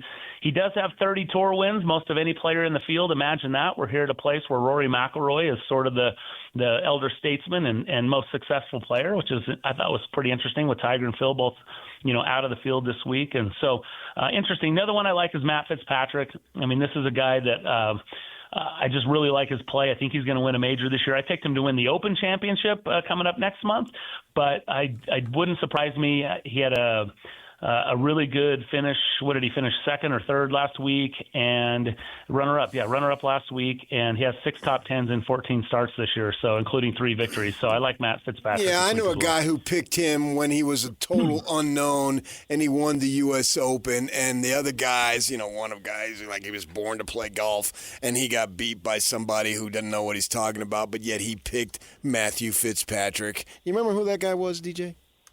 A complete unknown. What are you, Timothy Schley? Yes, and I wanted a honk with that. Me singing on the air deserves a honk. Yeah, absolutely. Yes, I did pick Matthew Fitzpatrick. I think we all knew that without you saying that, but I'm glad you confirmed it for the 2 people in the car who couldn't follow the plot. And that you quoted the Bob Dylan movie, right? I did. And so we went and saw that movie, and my wife, a Phoenix native who's lived in the West her whole life, there was a scene in the movie where Bob gets perturbed or something, and he's going to ride his motorcycle to Newport. And she looks at me, oh, I'm sure. He's really going to ride his motorcycle to Newport? I said, yeah, I think that's Newport, Rhode Island, not Newport Beach. He was going cross country. Matters, right? That was her Newport reference. That's awesome. So there you go. Oh, that's awesome. That one got me. Okay. Hey, Brian, we appreciate it as always. We'll do the draft with Bob, and then we'll get back to you later in the week, and you can critique our picks. I love it. All We're right. looking forward to it. Thanks, boys. Thank you, Brian. All right, there's Brian Taylor. It's time for another U.S. Open golf giveaway. Caller 12 right now, 801-575-7 will be assigned a golfer in the U.S. Open this week, or someone will get the field. Have we given away the field yet? Do I have to keep saying that? Field's still open. Okay. If your golfer wins, you will receive $300 in clubhouse credit, a Copper Rock golf course, and a $100 gas card. It's brought to you by Copper Rock, where the pros play. DJ and PK, it's 97.5, the KSL Sports Zone. 3, 2, 1. This is Scotty G and Coach Tim LeCoe. He is the president of basketball operations for the Utah Jazz. Austin Ainge, kind enough to join us. Can you go anywhere without anybody trying to say, hey, Austin, just between you and me, just, come on. Oh, everywhere I walk, yeah, people ask, but we don't tell anybody. I don't tell my wife. I don't tell I don't tell some of the people on my staff that I work with every day where I'm leaning. Like, on top of the competitive advantages and the trades that could kill and some of the other things that would harm, there's huge betting markets now. And that's true. Yeah, some guy I play golf with makes $500,000 on who the draft is, and then the FBI's knocking on my door. We can't be having that. No, we don't want any of that. No. And that may be in the news right now, so you want to avoid that for sure. Catch Scotty G and Coach weekdays from 10 to 2. Presented by Mountain Land Supply on 97.5, the KSL Sports Zone. Thumbtack presents Uncertainty Strikes. I was surrounded. The aisle and the options were closing in. There were paint rollers, satin and matte finish, angle brushes, and natural bristles. There were too many choices. What if I never got my living room painted? What if I couldn't figure out what type of paint to use? What if I just used Thumbtack? I can hire a top-rated pro that knows everything about interior paint, easily compare prices, and read reviews. Thumbtack knows homes. Download the app today. Make game day yours. Tickets, food and drinks, stats, and streaming. Everything you need is in the Utah Mammoth app. Download today and make game night easy. Download on both Android and iPhone. Top. Slacker Radio headlines brought to you by Trajan Wealth. Call Trajan Wealth today, your local trusted financial fiduciary. Call them at 1-855-TRAJAN1 or visit their website at TrajanWealth.com. DJ and PK, it's time to get you updated on everything you missed in this show. Highlight of today, Mark Harlan joined us, talk about the Otro Capital deal, where the Utes go from here. Not just private equity, bringing in expertise in sports, people who work for the Saints and the Cowboys, and bringing in new ways of making money. I like how you, right off the bat, telling them that this is a stupid bleep idea. That is not what I said. You got negative in a hurry. If you don't disclose your biases, it can lead to trouble. If you do disclose your biases, it can lead to trouble. I just go ahead and disclose mine, so there you go. Right. Yeah. I had a couple negative experiences. Didn't you have your heart broken? Yes, many times, PK. Trampled. And didn't you get back into love with honey? See, there you go. That's my point. I know. And it could happen. I always teach in parables. You really do. Honk. Oh, he's distracted. He can't hit the honk. It's 9:30. Yeah, it's Tim LeComb. Yuck, you missed a perfect chance for a honk. I'll just tell you that right now. Oh, you owe us a bonus honk at some point. I never miss a chance for a honk. When you're owned by a company, where's Bozo? I do feel like there's going to be a clown on a cycle. Instead, there's two clowns and no bicycle. Hey-oh. Thank you, Yuck. That was well timed. Yeah, when you work for a company that names itself after the mythical three-headed dog that guards the gates of Hades in Greek mythology, Cerberus, you're in for a wild ride. But this could be different because it isn't just private equity. They bring expertise in this field. If it's a profitable ride, it's okay to be wild. Well, I guess, that's a good point. Sure. And to your point, generate more money because the cost of poker is going up and you need more NIL money. It's going to be difficult no matter who did what because you're going to go with this company. They're going to demand to be taken care of. And money is important, but all money has to be well spent, and you've got to be fortunate to have no interest. You're supposed to go back a few years ago, and this had been done 10 years ago, and then you got the Cam Rising situation, which lasted for 2 years. Yeah. It's the craziest thing we've ever seen. He gets him 2 Rose Bowls and then these 2 other seasons and one. I mean, you went 5 and 7, so it's not like it totally bottomed out.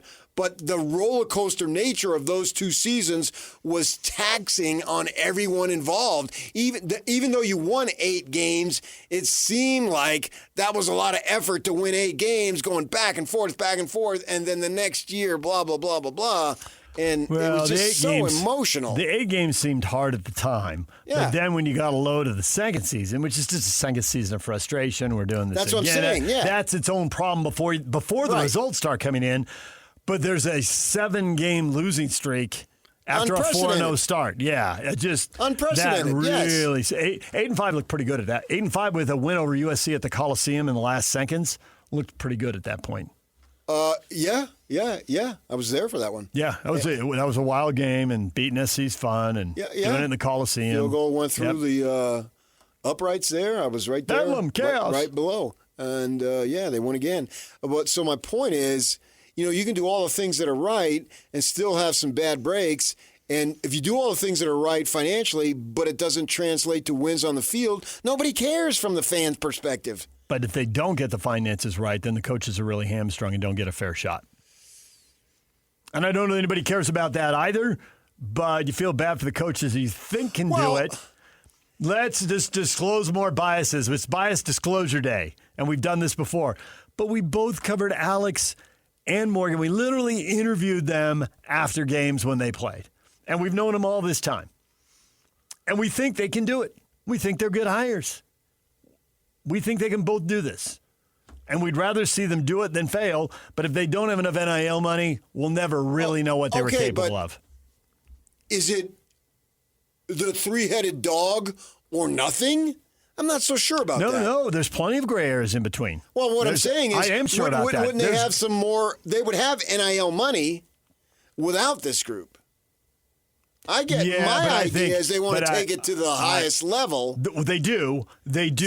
But I think the problem, they'll have some NIL money. They're not going to go to zero. But I think you correctly identified it. And I asked somebody who I think would know. And I asked them off camera, off mic, so in a casual situation. And they believe that you are 100% correct. Donor fatigue, keeping up, it's unsustainable. It's not going to happen. And so when Mark goes and starts this, and I think he believes that. I think other powerful people at the U believe it, but it's also relative. Industry-wide, a lot of people worry about it, but based on your place in the field, and it's too easy for BYU fans to say Utah has no money. They don't have no money. But they have some money. They have some money, but they don't have as much money as other people, including some other people in their conference who they want to beat on a regular basis. And that's why Mark told us, and you can go listen to the interview wherever you get the podcast, doing nothing was not an option. I understand that, and I agree with that. Right. And it's because have to do what they feel is in their best interest. They were going to fall further behind in NIL relative to the top dogs. Yeah, but the top dog is there's only 2. Yes, and they were going to fall further behind those 2. And possibly there might have been a third or fourth team that went by him at some point. The fatigue, Gillingham talks about this all the time. Yes, and the fatigue. You said it in the very beginning. You'll write a big check and put your name on a building, but then you drive by the building for at least 20 years. Maybe 30, 40, 50 years, right? So you'll do it. Mm-hmm. But every single year, and Kyle Whittingham is right about these percentage increases every year, and more and more and more. I think he was wrong because I think it's going higher. Yeah, I'd agree. If he's wrong, it's because he underestimated, right? And where's that money going to come from? So they're going to try this. They're going to try to do it to generate some money. And the reason, listen, it could go up in flames. It could. And it could be the total private equity cliche, and the thing I lived and you lived to a certain degree in newspapers and other people have done in other businesses, and we name other big companies that were driven out of business or have a much less prominent place. But they are bringing people in with experience in pro sports who've made money in other markets and presumably have a few tricks in their bag and know what will work. It could, and I also think the Huntsman Center is a huge opportunity for the U. But making money doesn't necessarily mean winning. It does not. But it's all about winning. But you'd better make money, or you're not going to have a chance to win. So you need the money to give yourself a chance. You can still mess it up. Pro sports has all kinds of our entire careers. When we started doing this 30, 40 years ago, I mean, even when we were growing up, when we were in high school and college, Gene Autry owned the Angels. They spent the most money every year. They never won. The Dodgers won right across town. The Angels couldn't figure it out. And they spent a ton of money. I still think even with the money, they're still the University of Utah, and they're going to have the coaching ability that Kyle Whittingham has shown for so many years to develop. They're not going to get a bunch of 4 and 5 stars. They need another Kyle, and they need another Rick. Everybody else is going to have more money. Yeah. Once you go down that road, there's no turning back, but the other guys are going down that road too. That's the whole Dillingham just said that the other day. Our NIL thing has improved substantially. He just said it last week at their camp, but we're still 50% behind because everybody else went. And they lost their 1,000-yard rusher and their star quarterback for money. And their best basketball player for money. And the Utes had 3 guys average double figures last year, and 2 of them left for money, and those are the seniors out of eligibility. And we both think Alex was a good hire and he can do this, but you said earlier in the show he can't do it if he's got to start from scratch every single year. Morgan and Alex are going to have to find diamonds in the rough. And they're going to have to coach them up and help these people improve. But when they do, they need to have enough money to retain them. If they coach them up and then they bolt after their sophomore years, how good can they possibly be? They're clearly going to have a ceiling if that's the path going forward. And I think Mark knows that. I think the school president knows that. Everybody but 10 programs is going to have that. No, I don't think so. I think I mean, Texas Tech had a bunch of seniors last year. You can have seniors. I mean, the Utes had. But they got seniors. Outrageous amounts of money. That's what I'm saying. Okay, but the Utes had 2 guys get drafted in the first round. They identified them, they recruited them, they landed them, and they kept them. If those guys are bolting after their freshman year, there's no hope for the Utes. Now, even if you keep him, you don't necessarily win the league, as they didn't make the conference title game again. But it gave them a chance. They did. They won 11 games because the O-line was awesome. But they had 3 seniors, and they had 2 first-round draft picks, a tackle, and 3 seniors in between them. Right, but now you went basketball, and then you transferred to football. It's 2 different entities.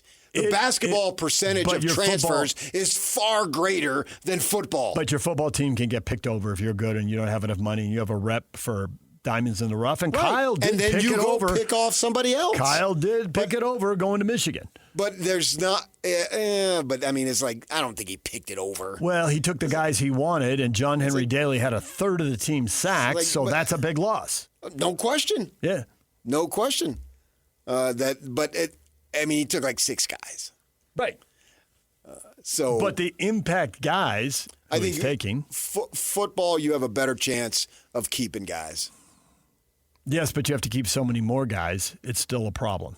But I mean, the core guys, the guys that are most important. But they're always going to be in that position because they're never going to have, I don't care what Otro, and you can give me a 4-headed dog, a 5-headed dog.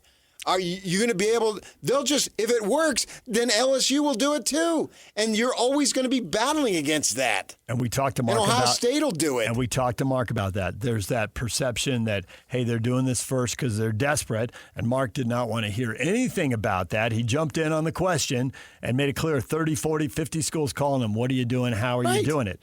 Because it's like the cars in a NASCAR race. Sorry, I don't have a baseball analogy for this ago, but it's like the cars in a NASCAR race. I don't watch NASCAR, so I have no idea what the cars in a NASCAR race. I think you're going to know this analogy. I'm not even going to listen. Ohio State and Florida and Notre Dame are always going to be near the front of the pack. Are you running a third of the way back in the pack? Are you running halfway back? Are you all the way at the back of the pack? No, they're going to be where they've been the last 20 years. They're going to be a cut below. This isn't going to make them a perennial national contender every single year. I think in terms of NIL, they felt like they were fading back further in the pack, and this is going to move them back closer to the front of the pack. And I agree with you, but you're also the guy who says you have to do everything you can to make yourself as good as you can be. And they're doing it. Right. And that's what this is. And I agree with it. And if it works, give it a shot. It will move them closer to the front of the pack, but it won't move them to the lead dog. I don't think it'll make them. Won't move them any higher than they've already been. Well, they've been pretty high. Exactly. If you stick they have with an the outstanding football. I'm talking football. Yeah. Football is the driver. They ain't doing this for basketball. They're doing it for football. And football, they've been 8, 10, 12. And they've been really good. Yeah. An outstanding program.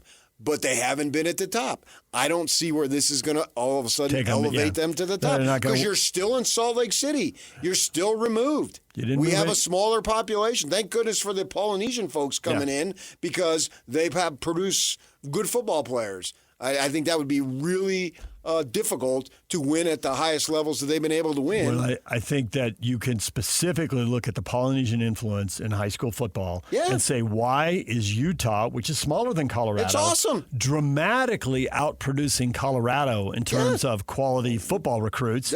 And you would have to go straight to Utah has a large Polynesian population and Colorado does not. Yes. But that's just our next door neighbor. Yeah. And they probably have twice as many people. And we hate them, and they hate us. And they have twice as many people and not even half as many recruits. Oh, was that Kansas City? That was Kansas City. Oh, my bad. You were rumbling in the Rockies there for a minute. But that's another state over. I know. Barry Trammell made that drive one time. Man. Remember? It's just one state over. No big deal. Yeah. And I'm all for it. Give it a shot, man. I'm all for innovation. And I'm not sure I see a big downside. They're trying to keep up, but I still don't know that NIL is going to change the balance. And when we get deep into January, is it going to be the same team? Now people are screaming, wait a second, look at Indiana. Yeah, guys like Cuban gave him a ton of money. Yeah, okay, so if you're talking about getting all the way to the top in the title game and going 16-0. Well, that's what the point is. I'm not holding my breath either. But is this move going to be the difference between winning 7 games and winning 10 games? Because we know they have can a get chance to 10. always win 10 games. And there's going to be outliers. I mean, no one's going to do it every year. But there'll be fewer outliers if you have more money, and there'll be more 7s if you have less money. But they've already been doing that. They just did it this year without the big Otro. But you got to.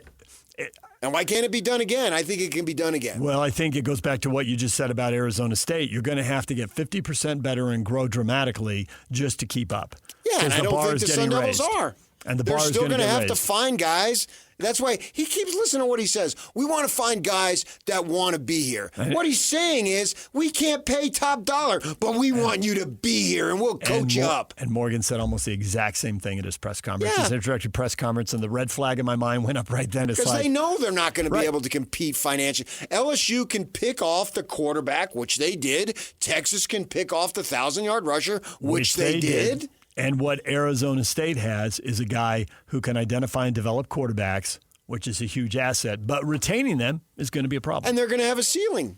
Yeah. I accept it. Yes. Get 8-9 wins. I'm good. It's good to go. There's good times along the way. You've had a bunch of 6-win seasons, so you appreciate the 9-win season. Yeah.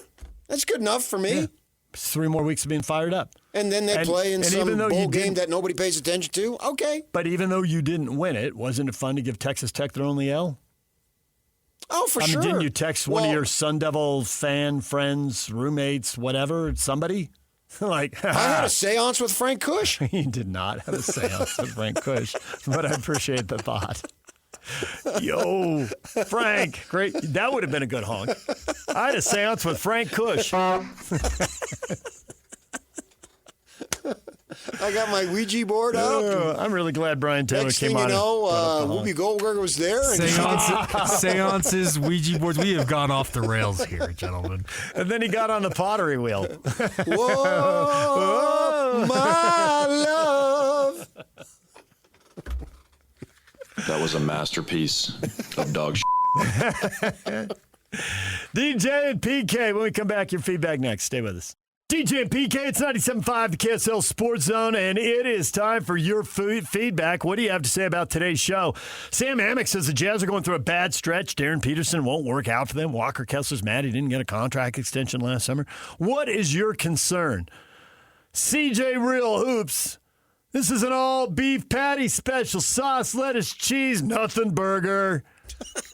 These are completely normal events for any NBA team.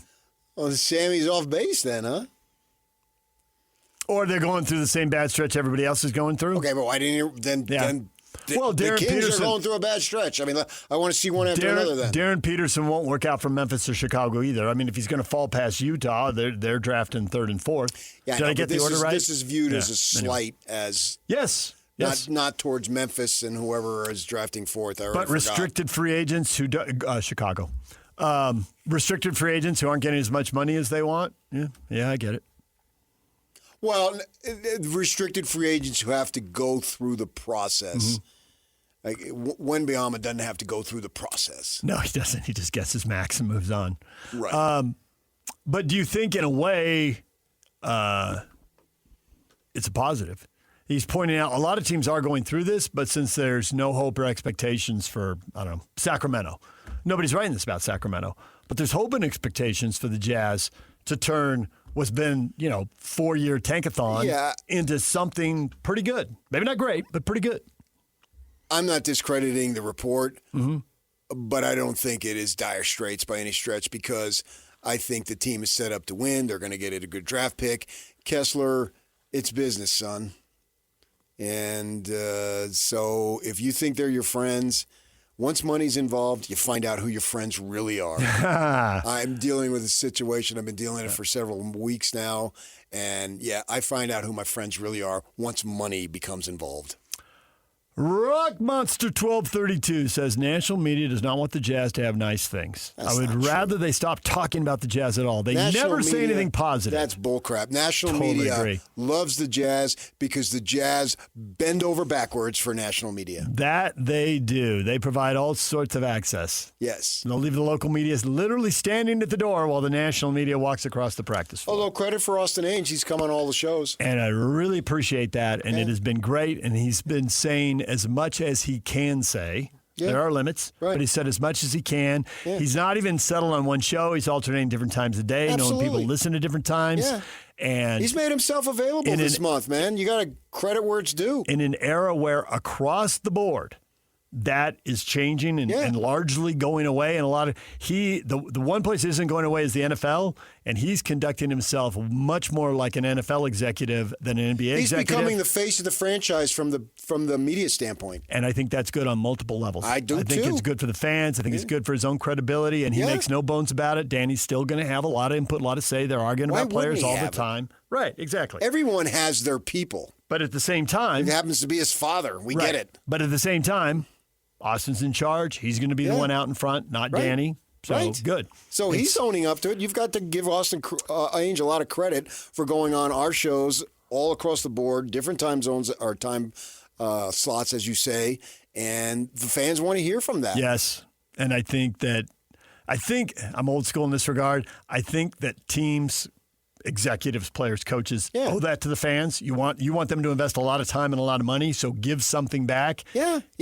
Could not be more appreciative of what Austin is doing. It's not for me. I can call him up if I want. It's for Joe and Mary Fan. Yeah. It's just the for passionate people that are out there. Whoever's driving up and down I-15 and I-80 and listening to Jazz fans, and I just heard from one yesterday, listening in states all over the place, like you were saying, BYU fans in Arizona, reading what you write. People, dude back in Virginia listening, and he was appreciative that Morgan Scally gave up his time and did a bunch of media stuff. And then Austin does it. Yeah, they want to hear. They want to hear what they have to say. I quote Dillingham once a week practically. Yep. I listen to it. Makes himself available. He's selling it. All right, we're out of time. The coach, Tim Lacombe. The man, Scotty G. Coming up next right here on The Zone. Overwhelmed? That was me with diabetes. Hey, I'm Jabron. Between teaching and coaching, managing diabetes felt like an extra job. With the Freestyle Libre 3C GM, I get real-time glucose readings and have the insights to make informed decisions. My life feels lighter now. Learn more at freestylelibre.us. The views expressed should not be used for medical diagnosis or treatment as a substitute for professional medical advice. Individual circumstances may vary. For prescription only. Safety info found at freestylelibre.us. Summer is all about freedom, fun, and growing up. And between the ages of 9 and 13, kids are starting to form their views about alcohol. With more independence, their still developing brains need more guidance and support than ever. That's why summer is the perfect time to stay connected and plan fun, safe family activities together. Research shows kids who spend quality time with their parents doing what they enjoy are less likely to drink underage. And when kids feel close to you, they're more likely to listen, especially when you set clear expectations. In fact, kids who drink before 15 are far more likely to struggle with alcohol later. This summer, create a no-bummer summer with fun, alcohol-free activities for your kids. Go to summer.parentsempowered.org to take a quick quiz and discover ideas tailored to your family. A little time together can make a big difference. For more information and to learn more about how to prevent underage drinking, visit parentsempowered.org.